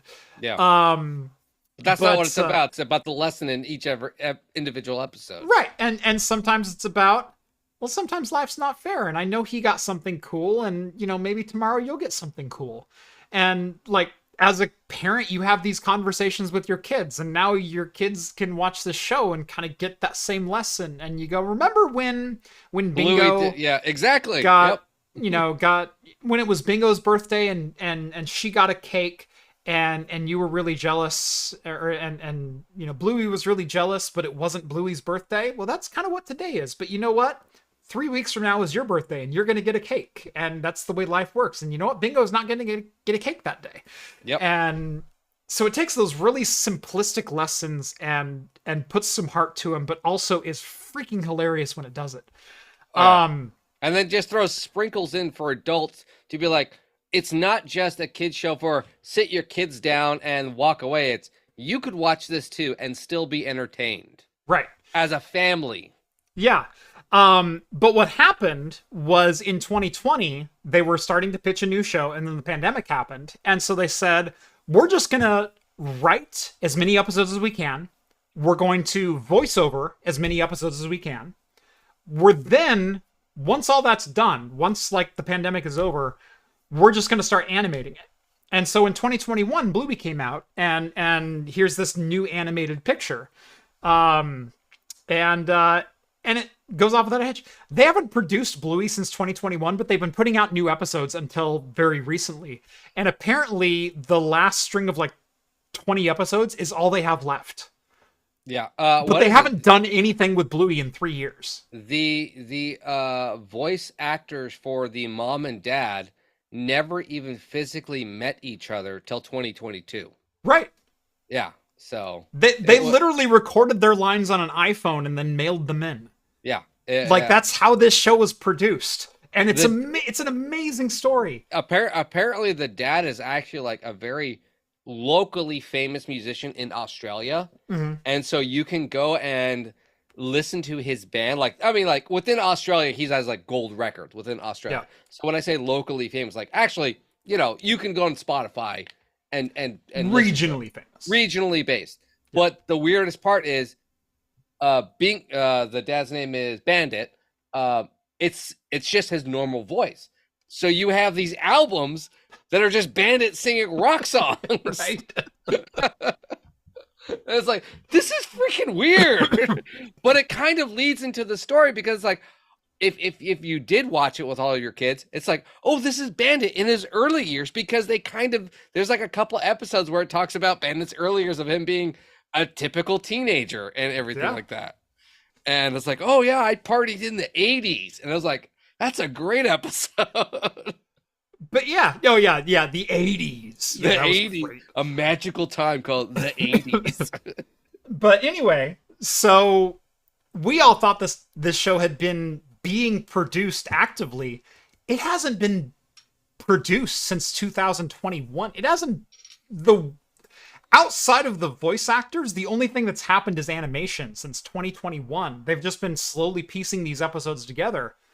And they're out of episodes. And no one's picked up syndication or anything else. And so there's kind of a Save Bluey campaign, but at the same time, don't let Disney have it. Don't let anything else have, like... No, it was a small Let little... it be amazing for what it is. Either keep it the same production company and the writers, or let it die. I don't want to see Disney buy it. I don't want to see some Chinese company buy it or anyone else buy it. Leave it as it was, as this perfect 100 episodes, whatever, I think 120 episodes, whatever they have. Or leave it dead, leave it there, or let them fund them again. Give them as much money as they need, because it is a great show to have another season or whatever. But yeah, I don't know. How did we come into this conversation? From Tim McGraw and Chris Gaines to Kenny G to Bluey and Bandit having his own rock band. Yes. Yeah. Nowhere else but Talking Heads. That's and right. Jeff, if you sideline me again, I will punch you next time we see each other. Him and his pigeons, and his pigeon mask. Although that was a very entertaining video. So So Gearling and I received email. I'm not going to reveal anything, but we received emails that we may be at the same event here later this year. And Jeff said, we need to find some kind of challenge to do with all the creators who are going to be there. And I said, okay, this time you have to wear a horse mask on the plane. Okay, because I know what's coming, but that's funny. Because I want to see that part of his video. If you don't know what I'm talking about, go watch Jeff's pigeon versus bandwidth video. It's amazing. That one was a fun. I shared that one with a couple. I people. filmed a couple segments of that, not on the plane, but when we landed, I filmed a couple short segments of that. So I'm a cameraman in that video, uncredited, I might mind you, Jeff. Paid you in beer. Although I think technically Wendell and Tim are also uncredited cameramen in that video. Like, the amount of money that went into production of that video is insane.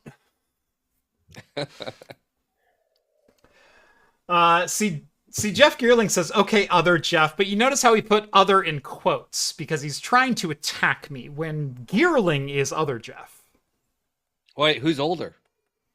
Me. Oh, then yeah, he's other Jeff. He's other Jeff. No, it's just, I'm sorry, that's just the way it is. That's dibs. Yeah. It's basically, it's dibs. It's basically dibs. Right. I had dibs on Jeff first. Yeah. So, nope. Yep. He's other Jeff. Sorry. Wait. Who started a YouTube channel first? I was actually literally just looking that up. I wanted to see when his first video was posted. I think he's been on YouTube longer. Oh, I mean, ooh, that's hard. Oldest video, wow, oldest video 17 years ago. What was it? Just a personal video, or was it actually a tech video? His second video was a tech video. Oh, okay. Because 17 years. Holy crap!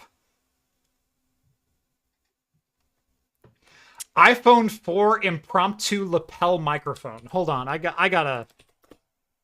You started this, Jeff. I want to remind you, you started this before. 17. Did he give up? Okay, no, it's consistent. Are you ready? Yeah, that's so exploring myth, thesis, and minotaur. iBook G4 hard drive replacement. Oh, you're an Apple guy. Sorry. No, it's fine. Formula Firebird engine knocking. He's got a couple 91 T-top Firebird. Okay, I'll take that. iPhone 4 impromptu lapel microphone. All right, so that's 13 years ago. Yeah. All right, so I would say 13 years ago. I like this video right here. Photo and live blogging gear. That is an old Sigma lens. That's an old 80 to 200 f2.8 Sigma lens. Okay, but see, so yeah, so we got a standard of about 13 years ago. Right. Constant tech related. My oldest is 7 years ago. However, I started with some bangers. I mean, yeah, look at this. I'm looking at 10 years ago. There's still... My first video has like 250,000 views, so... I mean, his first... So his second video, 123. Right, yeah, here's one 7 years ago, 104. But, yeah, I mean... Sorry, I'm doing some sleuthing now. I've never really gone back this far. I mean, for what it is, they're not horrible. All I'm saying, Jeff, is your first video didn't do 250,000, and I think that's where I'm going to leave it. I mean, I'll side with that. I got no problem with that.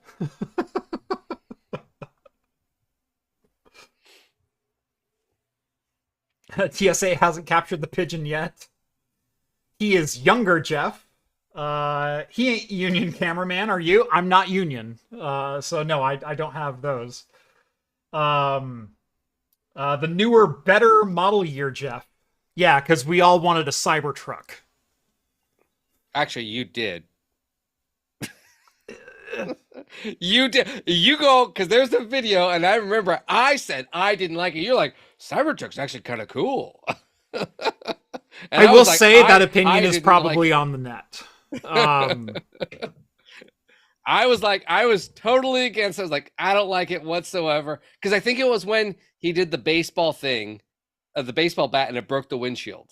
Yeah. And you were like, oh, it's cool because it comes with a 4x4 too.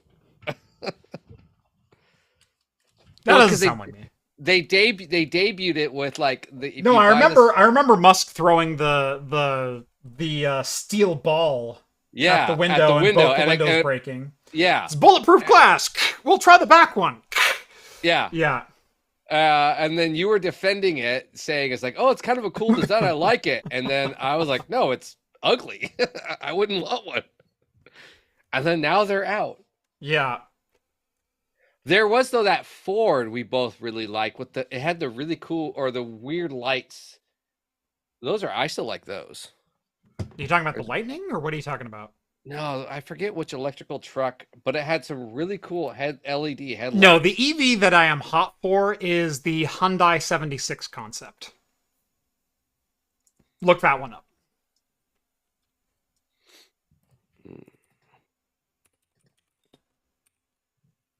Oh, wait, Honda or Hyundai? Hyundai. Hold on. Oh. That's the one I'm hot for. Ooh, that's... You know that kind of look... The front end kind of looks like reminds you of like a DeLorean-esque, isn't it? Yep. I was going to say DeLorean. Look at the rear. That's nice. Look. I like very inspired by. Yeah. Yeah. In fact, here it is. Oh my God, even the side. That's a DeLorean. Here it is next to... Uh-huh. Right? Yeah. That's what I want. What is that anime racing show back in the 80s? But man, that's a sexy looking car. Tell you what. Yeah, the Envision 74 is what it's called. It's the 74 concept. I said 76. Yeah. If you type in the 76 concept, it'll correct you to the Vision 74. Yeah. Oh gosh. Yeah, that's a nice looking car. I agree with that. That's a nice looking car. Yeah. No, so does it go 88? Yes. Yes, I'm pretty sure it goes 88 probably in under 2 seconds. Something like that. Yeah. Yeah, no, I've always had a taste, an interest in tech that we don't get here. And when I mean here, I mean like Western world. I mean like US, UK. I've always been curious about how the Eastern world lives. I've always been curious about what is their tech life? What's their day-to-day like? What's all this other stuff? And honestly, that curiosity kind of led me into the knockoff X79s on AliExpress and a lot of the hardware that I've reviewed here. And I've learned some of the markets that exist, and I've learned some of the things that are out there. BYD is an electric car company. Holy crap, they're putting out some really cool things. But also you kind of extend that to, you look at Japan, you look at Korea, you look at some of the other Eastern countries that are over there. I've always loved Japanese cars. But specifically the reason I'm talking about this is we talk about Kia and Hyundai. They had reputations in the US as the econoboxes to end all econoboxes. They had the buy a Kia Rio, get one free when I was shopping for my first car. And that was still a worse deal than buying a 20-year-old Japanese car, because the Kia cars and the Hyundais were such utter dog fecal piles. Let me just say, in the last 7 or 8 years, the glow up on Hyundai and Kia has been so good.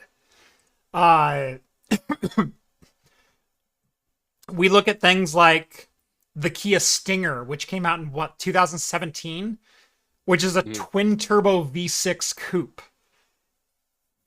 And it's just an amazing car. It looks great. It performs great. Um, throw on the current Kia and Hyundai theft, though. Yeah, there is that. There's still a black eye on that. But you know, I've always been interested in the manufacturing, the machining, the marketing, the shipping, the production, the everything about Eastern versus Western. It's just two different worlds, and all of a sudden our worlds are kind of converging. Where China, instead of made in China being a mark of pride for Chinese and a mark of like, I don't want that crap in America, all of a sudden we're looking at Tesla going, I don't want that crap. And we're looking at BYD going, I could see myself buying that as my next car. We're looking at Kia and Hyundai with kind of the same vision, you know, surpassing some traditional Japanese powers like Nissan and Suzuki and things like that. They're not quite eclipsing the Toyota and the Honda, but they're in the conversation. And that's something in my entire lifetime that's never been a thing. So yeah. Actually, have you seen the One Drive from Toyota? Oh yeah. I got $10,000. Yeah, their concept $10,000 truck. Yes, that looks so cool. I have looked at a couple of times simply buying a K truck. Yes, right? Of just like, I need something to work and I beat up. But that looks... I need to haul 8 sheets of plywood. Yep. I know. When I saw that, and then I saw the one, I was like, I don't need air conditioning. I just need to haul something for a couple of miles. That looks awesome. I want that. Yeah. No, I mean, yeah, I agree. There's a lot of really cool stuff coming. Yep. But the thing is, that what it is, it's innovation all around. Yep. All around, it is innovation. Right. What's coming, and so, again, how did we get from Jeff Geerling to car fiction in Japan and Asia? It's how this show goes. You know what's funny? My viewership has been on a curve, and then it flatlined when we started going. Like, I'm not dropping at all. So thank you all for watching. Geerling says he wants Toyota to make a plug-in hybrid minivan. Hate that Chrysler has the only option right now. I also hate that. We bought a 2021 Toyota Sienna hybrid. And while I love that minivan for a lot of different reasons, it has some quirks. I also wish it was a plug-in hybrid. I also wish it was past the Toyota Synergy drive. I wish it was more than just a Prius with a CVT. I wish I had 80 miles of electric range to it. Because 50 to 60% of my driving right now in that minivan is driving 2 miles to drop my kids off to school. Because here's the current schedule for my kids. School for the elementary school starts at 7:50. School for the middle school starts at 9 o'clock. Ooh. And so we have one trip in the morning to drop the first kid off, another trip to drop the second kid off. Oftentimes, my youngest also has therapy sessions that are about 9 or 9:30. And so we'll do one loop to drop middle school and the youngest kid off to therapy. We then have to go back to pick up the youngest from therapy at noon. We then pick up the elementary school kid at 2:20, and then we pick up the middle schooler at 4 o'clock. We make 5 trips a day that are like 3 miles or less. That are like, I live in the hills, and it is... Yep. It is killer on gas mileage. My van should get 35 miles to the gallon. If all we do is hill driving, it's 22. I was gonna say probably 18. I wish.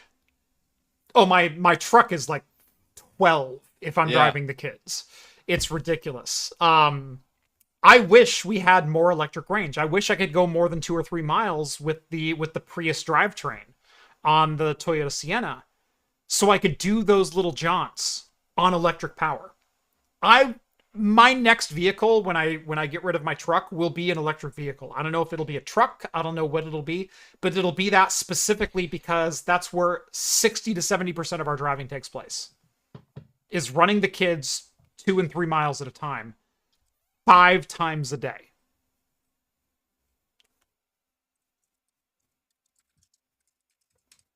And it's ridiculous.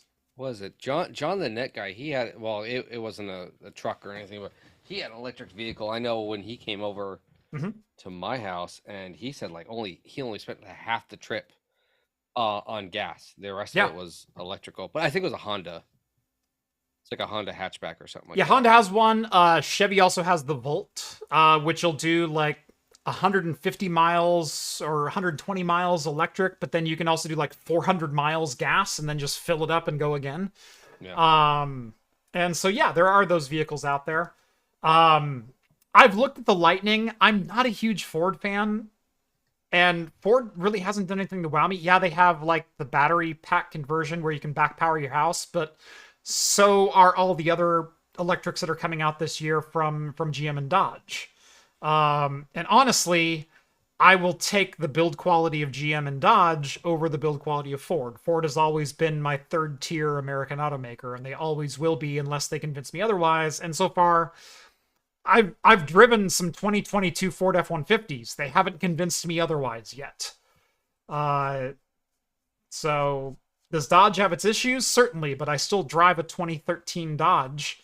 It's my third Dodge that I've owned. It's better than a Ford. I've had a number of Fords. Had a number of family members with Fords, Ford Focuses and the like, and holy crap, you don't want to know the issues that come up sub 50,000 miles on those vehicles. So. I closed our notes. Oh, there. Skull says, honestly, why I'm looking at replacing the looking at the X5 plug-in hybrid for replacing my wife's Subaru and keeping my Colorado, as I need the truck every now and then. And yeah, I need the truck every now and then. And, but at the same time, even the electric trucks would get me 99% of the places that I need to go on a single charge, round trip. I wouldn't need to plan it. The furthest place I drive in a single jaunt is Seattle. Seattle's 180 miles. I can do 230 miles on a charge on a Ford F-150 Lightning or whatever Dodge is going to come out with, or whatever Silverado is going to come out with. I can make that trip in a single charge and then charge when I get there, just like I would get gas when I get there.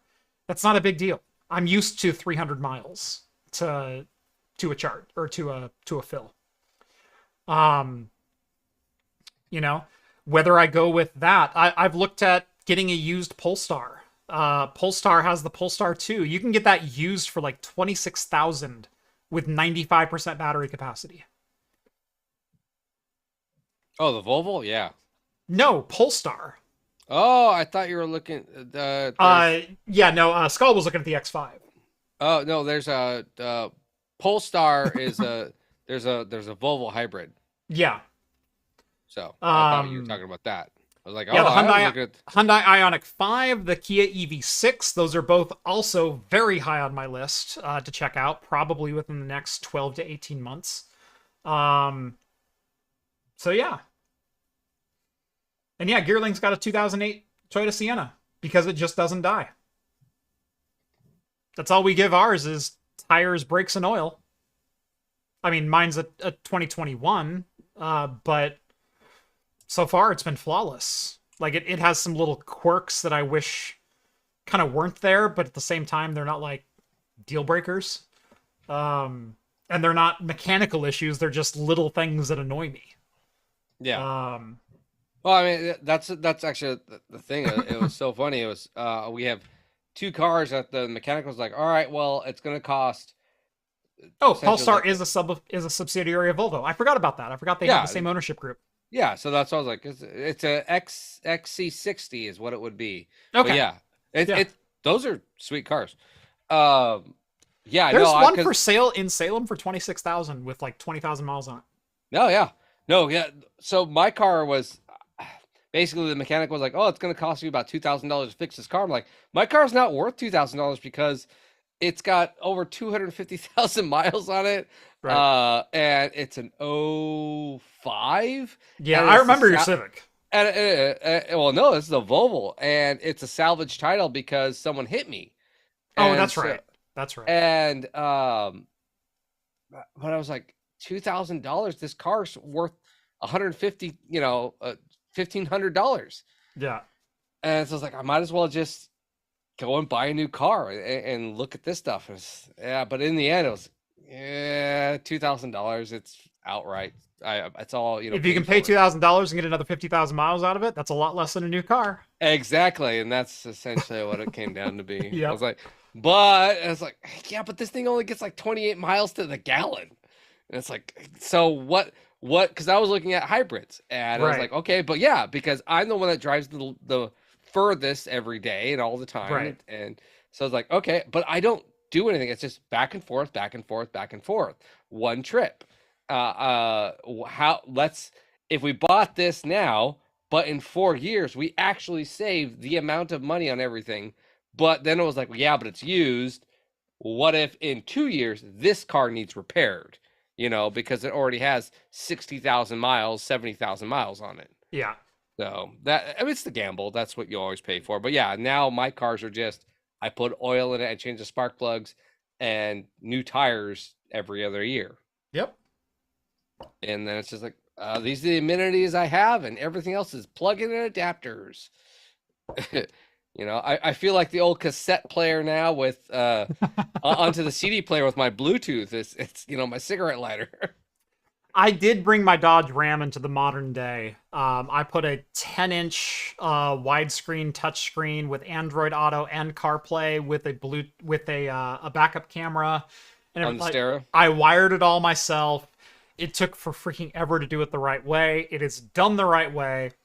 You put the car into reverse, it clicks the backup camera on and takes over the screen.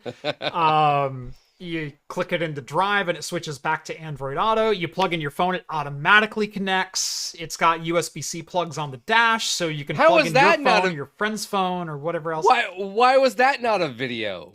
I thought about making it a video, but at the same time, I just wanted it done. Yeah. And so I just did it.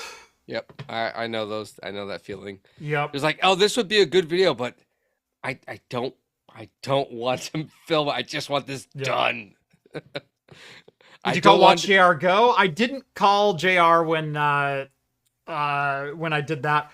I know how to do car electronics. It is not a foreign concept to me. So I spent 12 hours probably rewiring the stereo and doing new speakers and everything else. So you get into my truck and it's a 2000, I think I said 13, it's 2012 Dodge Ram.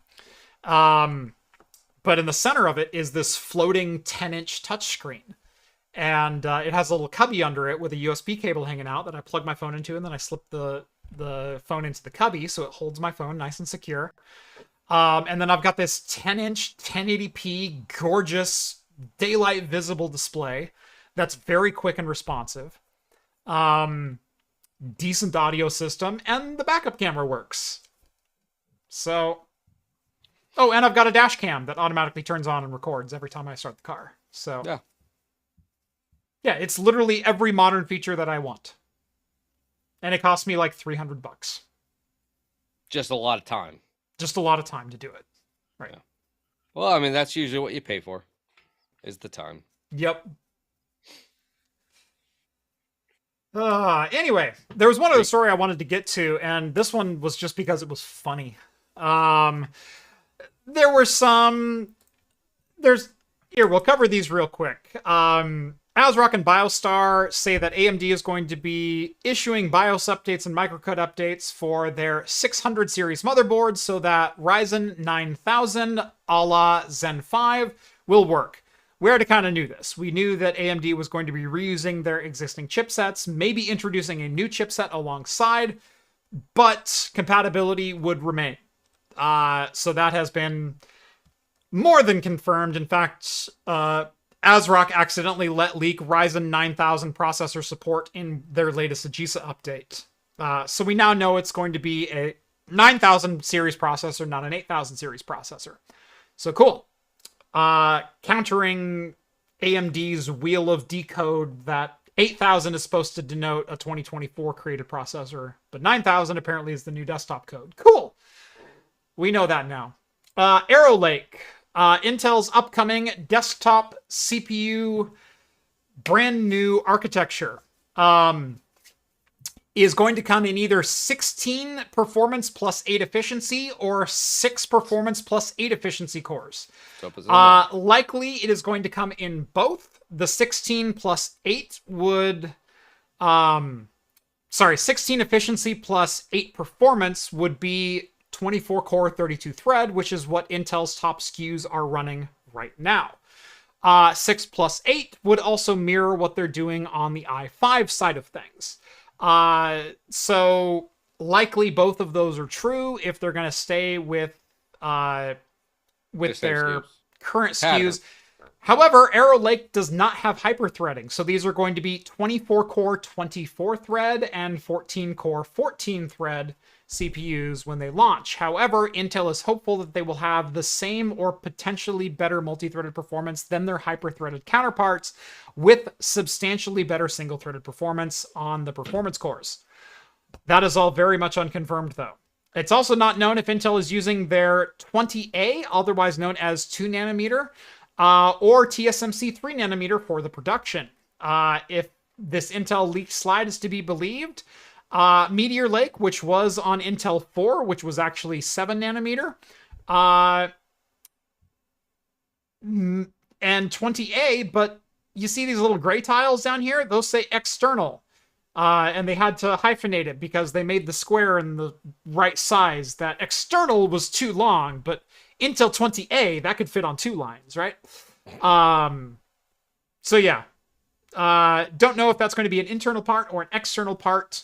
I guess we'll find out at Computex in about a month. The story I wanted to talk about. The Rabbit? The Rabbit R1, the AI accelerated hardware device. I told my friend not to buy this. We put AI in your pocket, and it's a dedicated device that does all the AI for you.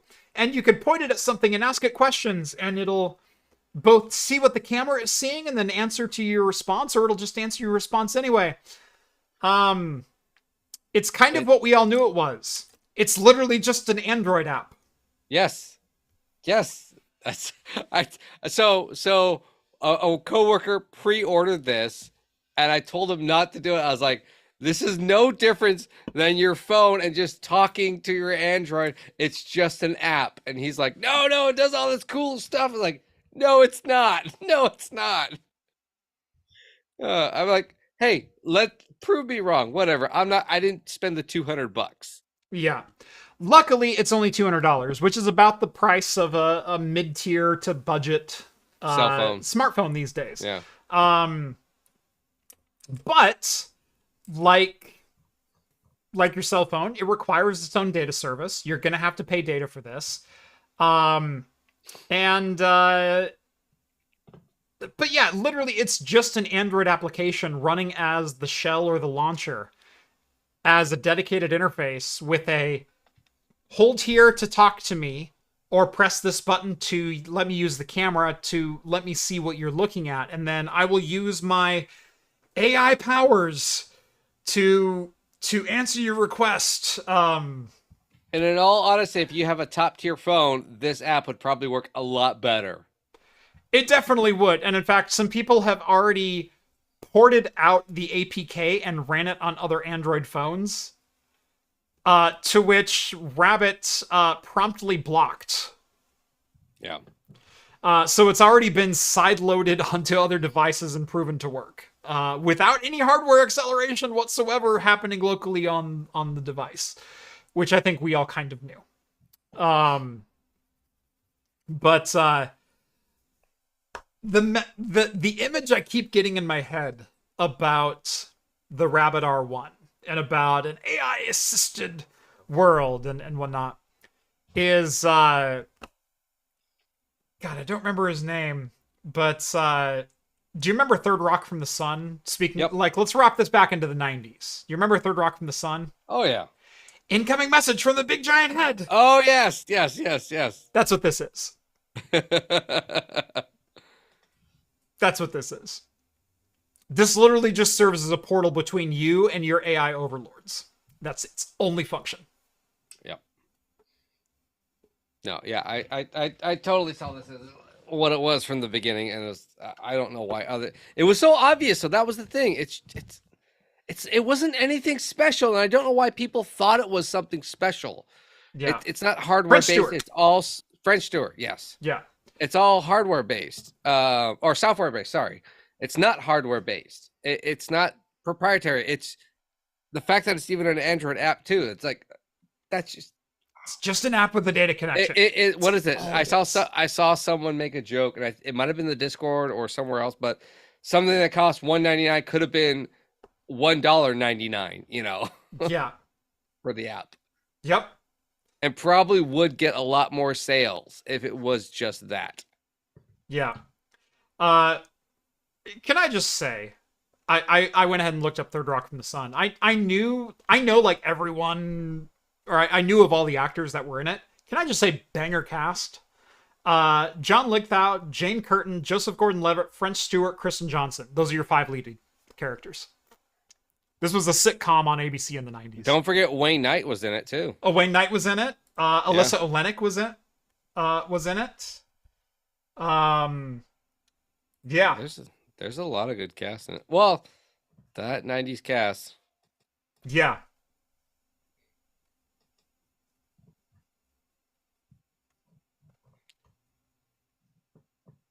William Shatner was the big giant head, by the way.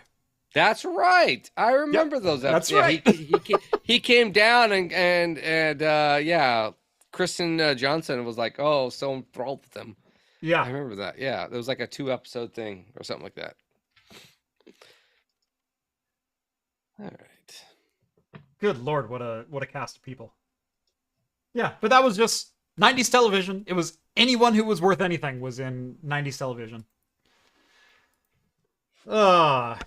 That was fun. We went from, let's see, what was the journey of today's episode? So we went from DOS 4.0. Well, we opened beers. We talked about beer for 25 minutes. Yes. It was 6:25 when we finally transitioned to our first story. We went to DOS. Winamp. We went to Winamp. We went to Winamp. So early 90s, then back to the 80s with DOS. Yep. Then somehow we went through music, the periodicals of music, through the big band all the way to Kenny G. Didn't set the You fork would in the think road either. it wasn't. It was DOS. It was DOS in the 90s that set my fork in the road of and your CRTs. It was my colleague Rich who set us off because he mentioned he was jealous of the laptop, so I had to tell the laptop story about how I got the laptop. Yes. And I mentioned he was only jealous of the laptop because he had to upgrade from his Pentium 3 with Rambus memory after I built my new desktop. And that got us kind of meandering down the CRT and LCD triple wide.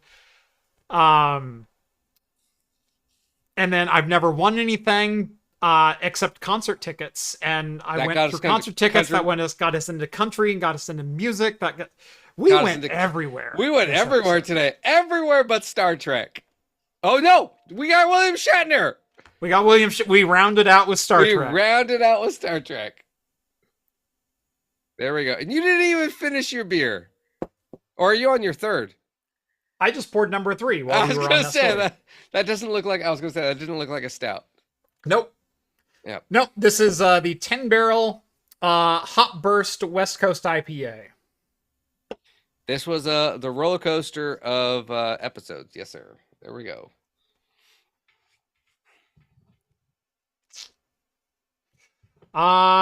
There was some Star Trek news this week, and that is that Michael Dorn wanted, instead of Theed as a Ferengi, he wanted Quark to be the one he confronted in Picard Season 3.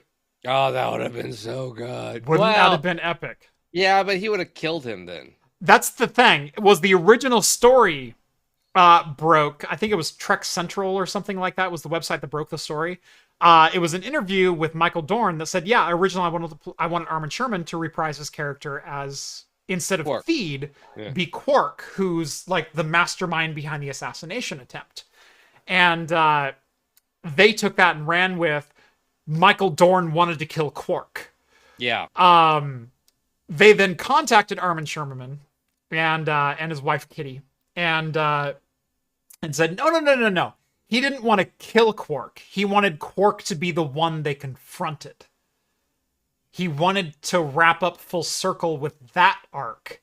And not behead Quark in the middle of the courtyard, which is how Picard Season 3 went. But had the story play out with Quark as the antagonist there. That would have been fun. Yeah, it would have been fun. I mean, yeah, because the only mention of Quark is, I think, Season 1, where it's like Quark's bars are a franchise thing. I think we see it in the background. 7 of 9. Is that Season 1 or 2? I don't. Not Season 1. Yeah, that's right, Season 1. There is a sign for Quarks on one of the planets. Yeah. On the planet. I think it's like Quark's bar, and so I think it's like... And also Lower Decks. We know that Quark has many franchises across many planets. Yes. He's taken his small, humble bar.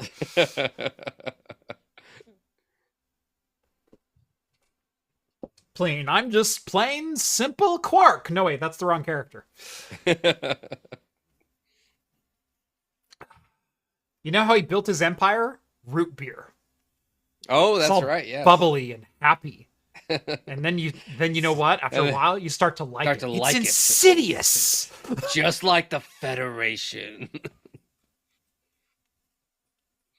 That's probably how he did it. It was root beer. The most unwatched Star Trek of all. Yep. Even worse than Enterprise. No one wants. Not to everyone watch can it. appreciate the grandiose that is Deep Space Nine. You just want to be spoon-fed, you know, your little stories that happen in a bubble. Picard is tortured by a Cardassian for 3 months and literally was at his breaking point going, you know what? At the end of it, I could almost see 5 lights. You know what they open the next episode with? Data in Sherwood Forest. Comic relief. You need to bring that tension back. Okay, shake it off. Shake it up. They knew how to Nothing do breaks that. torture and waterboarding and literally reaching your psychological breaking point than playing Robin Hood in Sherwood Forest. Well, you got Q, so yeah, that's perfectly fine. Whereas it's just constant. I am not a merry man. Constant dominion. It's like, this is too much. Who cares? It's too real. Jeez, I don't like it. Yeah, it's too dark. Dominion or rebels of oh gosh, what are the not the Cardassian rebels, the Maquis. Thank you, Maquis. Yes. Sorry, too many people to keep track of. Yeah, well, it's too complex. I know you got your cast of 8 that you're very fond of. No one would watch it. It's too complex. You have to sit there and with a notebook. People watched Game of Thrones. Yeah, and what happened toward the end? Just... They couldn't stick the landing, but you have to say the 7 seasons getting there was pretty great. Oh yeah, getting there was great. I will say DS9 kind of fumbled the landing as well. That's the only criticism you will ever hear me deliver. First season and last episode, I hated the ending of DS9. I hated it. I did. It was bad. I mean, it should have ended season 6. It was strung around for another season. Yes, it was. But even the end of the war. As much as I love Ezri, Jadzia was better. Yeah, so much better. So much better. But I do like what Ezri became and kind of the character development they did with her over a very short period of time. Like, it was genuinely pretty good. But the problem is they only had 1 season to develop this character, so they had to devote so many episodes in that season to her. Ooh, people are going nuts with captain rankings right now in chat. Well, not your favorite series. Who's the best captain? Now, I've heard this one before. Oh. Nobody better ever say Janeway. No, it's not Janeway. Yeah, well, I will say, before you make your rankings, Janeway got her people home. Oh. Janeway united two dissimilar cutthroat crews and got those crews to work together and got them home. Okay. I don't think Janeway's crew in episode 2 wanted to murder each other. It was a plot line through the entire first season. What happens if we have to pick a side? But okay, so here's a quick thought, and I'm just now thinking. It's not like I deeply thought out of it, but Janeway is just a captain of desperation because she's lost, and all she has to hold on to is, I have to get my crew home. There's and so coffee in that nebula. There'd better to be where coffee in that nebula. So throughout the whole series, she's all saying the only way to get my crew to stay together is we have to stick to Federation protocols, and it's all this way to where say like Picard, there's more diplomatic things that he had to deal with on top of mission-oriented items. So even there. So then there was who's your all time? Let's run it down real quick. We got 2 minutes left. Let's run down. Kirk and Picard are very tied. You got 1A, 1B. Who's number 3? Ooh. You can even go New Trek. I was about to say. Are you going New Trek? I was gonna go New Trek. I was gonna go Pike. You going Pike? I was gonna go Pike just because I like his charisma. I gotta go Pike. I liked it. I really like it. It's like I really like his machismo. I really like his command. I really love his situational awareness. When to be a badass and when to back off. I know. When to let charisma carry you and when to go like, all right, the shit's hit the fan. Let's actually get to business now. All right, so I love that in a leader. I love Pike. I gotta go. Picard, Kirk, they're tied. I gotta throw them out as just. Let's throw out 1A, 1B. Yeah, and so therefore I'd go Pike, Cisco, Janeway. What is the Enterprise? Archer. Yeah, Where do you rank Carol Freeman? I don't even remember. The fact that I don't Lower Decks. That's not a captain's show. To me, it's Lower Decks episodes, and so it doesn't focus on it. So therefore, I don't focus on that one. There is a lot of focus on Bridge Crew. They are genuine, bona fide main characters. Yeah. Carol Freeman is an abysmal captain. Yeah. She's horrible at her job. If you were going to, then it'd be dead last. Yeah, but Archer's above her. Yes. Yeah. So after that, it's Cisco, Janeway, and Archer is how I'd do it. And even then, I'd go like Commander Worf before Janeway.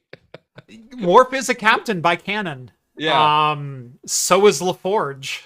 I would. The one episode. Well, that's only future. He is technically only future, but. What's his ranking in Commodore, which means he's held a captain position. Yes, exactly. Yeah.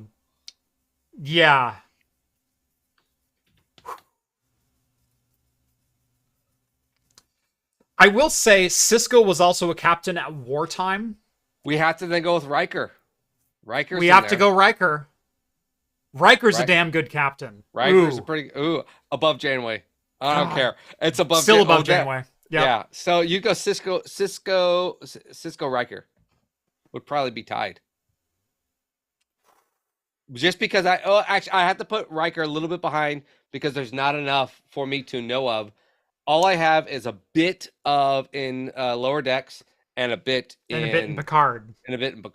I like both, but I don't have enough. Here's going to be the one that throws a wrench into everything. Okay. Where do you rate Liam Shaw? Liam Shaw. Todd Stashwick. We met before. Do you remember? Is that everyone's heard of the Battle of Wolf 359. I did like him. I did like him. I liked his attitude. He was just. But that's a one. It's a one. It's a one season. It's a one. I've got a 2A and a 2B, and it's Pike and Shaw. Ooh, I don't know. Again, I have to go back to the. I know of Riker. My love of DS9 is so much in conflict here. Cisco was amazing, but he also did some horrible things. But it was also during wartime. And so every general who's ever been a part of a war has had to make those snap decisions that mean following the letter of the law and your own moral compass, or following regulation and doing what's right, but also knowing that that's a losing battle. And do you choose to win, or do you choose to die morally? And Cisco a couple of times chose to win. Yes. Which I will back. But you have Liam Shaw in a time of peace. Still holding his grudges. Still knowing what the Borg are, what the Borg did. And then before all of this BS with the old-timers trying to commandeer his vessel, still wrote a letter of recommendation for Captain 7 of 9. That is just. It's very little source material to work with. And that's the problem. But if that is not the stuff that leadership is made of, I don't know what is. So here's a problem though, because we have so much source material of Riker as a commanding officer, as number one, where he has done similar things to promote lower deckers. That was, and that whole episode where it was Riker doing it. Yeah. To where he was like, I don't like you, but I see everything, or I'm testing you. And then we have very little. We've got the whole Rolaren timeline to talk about. No, none of them. They're all horrible. Not Rolaren the officer, Rolaren as she existed on the Enterprise, and Riker making her his personal bitch. Oh yeah. And shaping her into an officer. Yeah. So there's some things there that go in Riker's favor as well. That's why I would tie Cisco and Riker, and then I would probably Liam Shaw is third.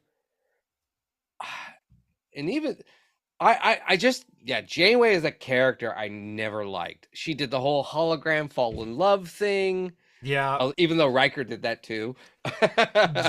Janeway has so many weird things against her that shouldn't really be. Like, she united her crew and she got them home.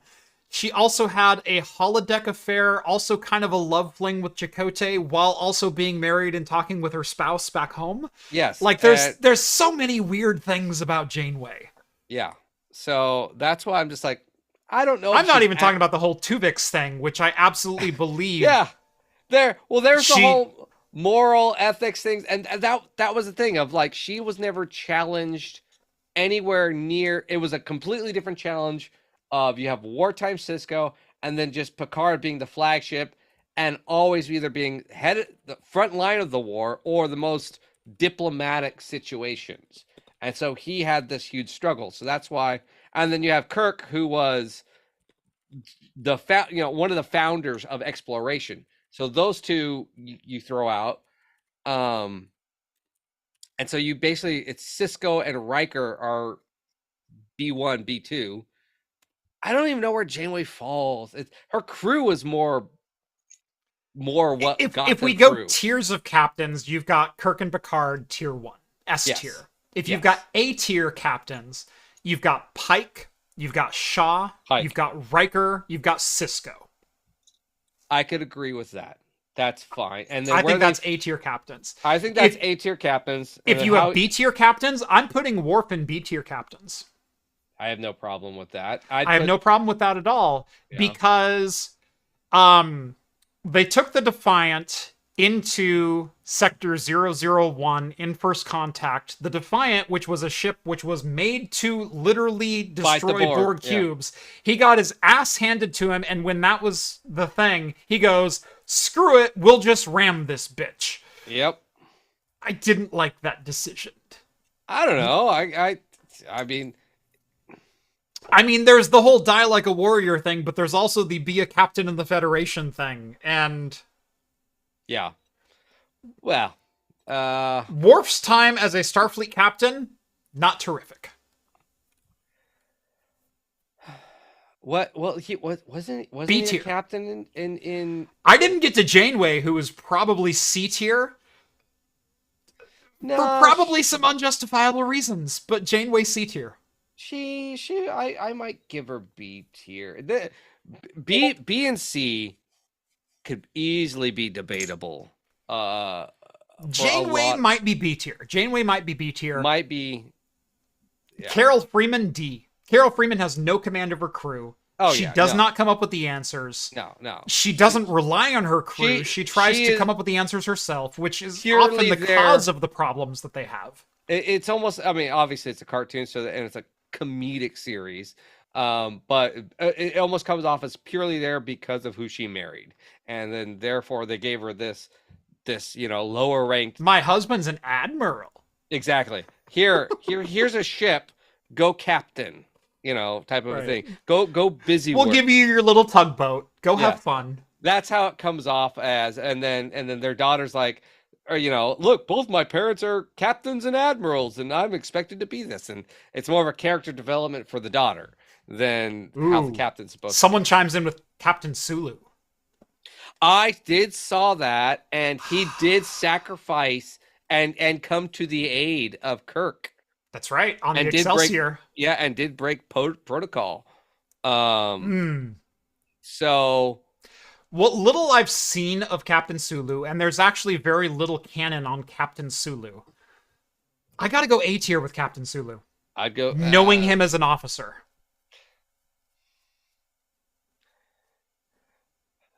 Rank and file, but also knowing when to break because of his association with Kirk. But okay, so here's the problem. I think what we're going into is I gave you 2 minutes 11 minutes ago. I know. The problem is we're going into so many nuanced captains that are captains for 2 minutes of total screen time.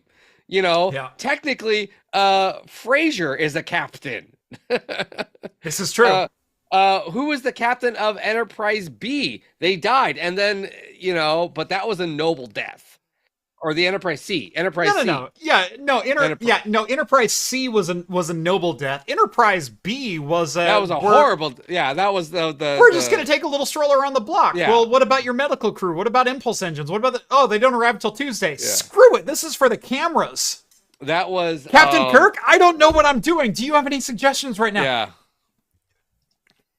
I don't even remember his name. He's D tier. Ferris Bueller's Day Off guy. Yeah. But I'm just saying, Captain Kirk, I would appreciate any advice you have right now.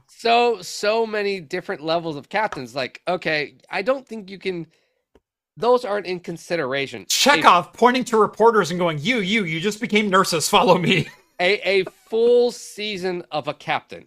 That's what you either a full season or enough of episodes of command that we would have to be to then show of like, okay, this person is command. It should be considered then within that. So you can't just say it was one Last episode. question. Okay. Last question for the committee. Cristobal Rios. Who? Captain Rios. Picard season 1 and 2. Ooh. But he's not a Federation captain.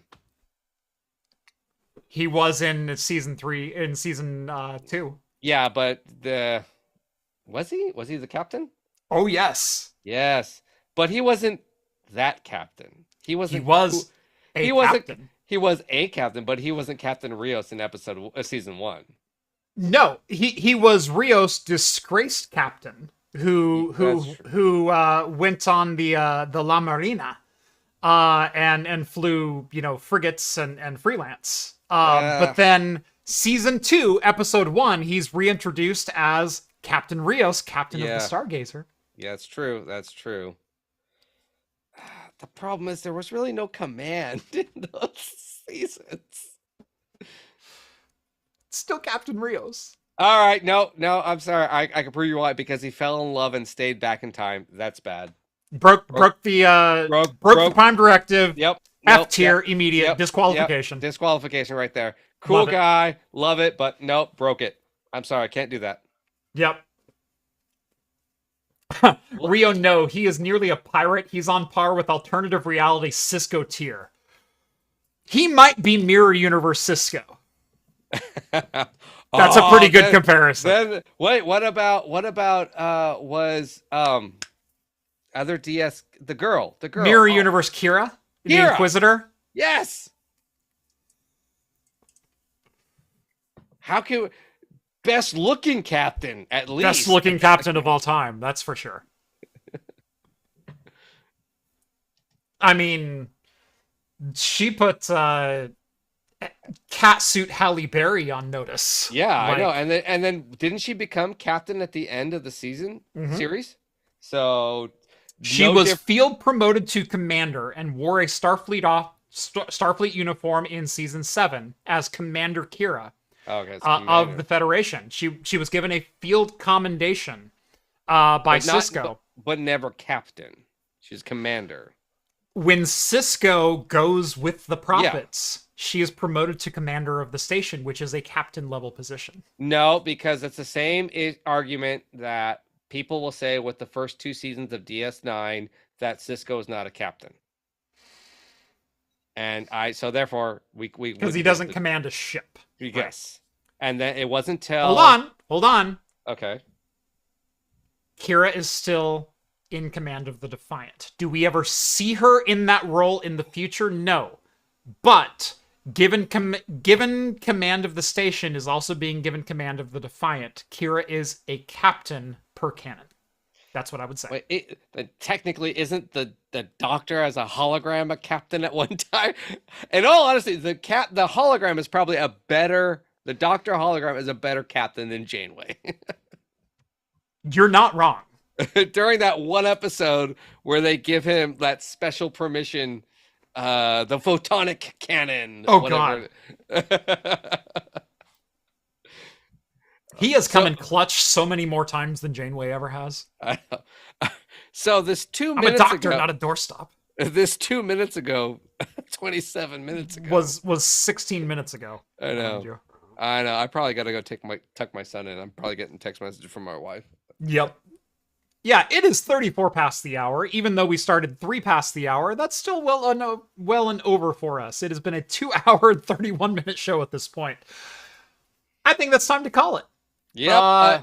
If you want to keep this conversation going, I'm sure we will keep this conversation going in the after party. Join the Patreon. Link is down in the video description. You'll get exclusive access to my Discord server where you can talk to myself, John, Rhett, Steve, all the hosts from Talking Heads.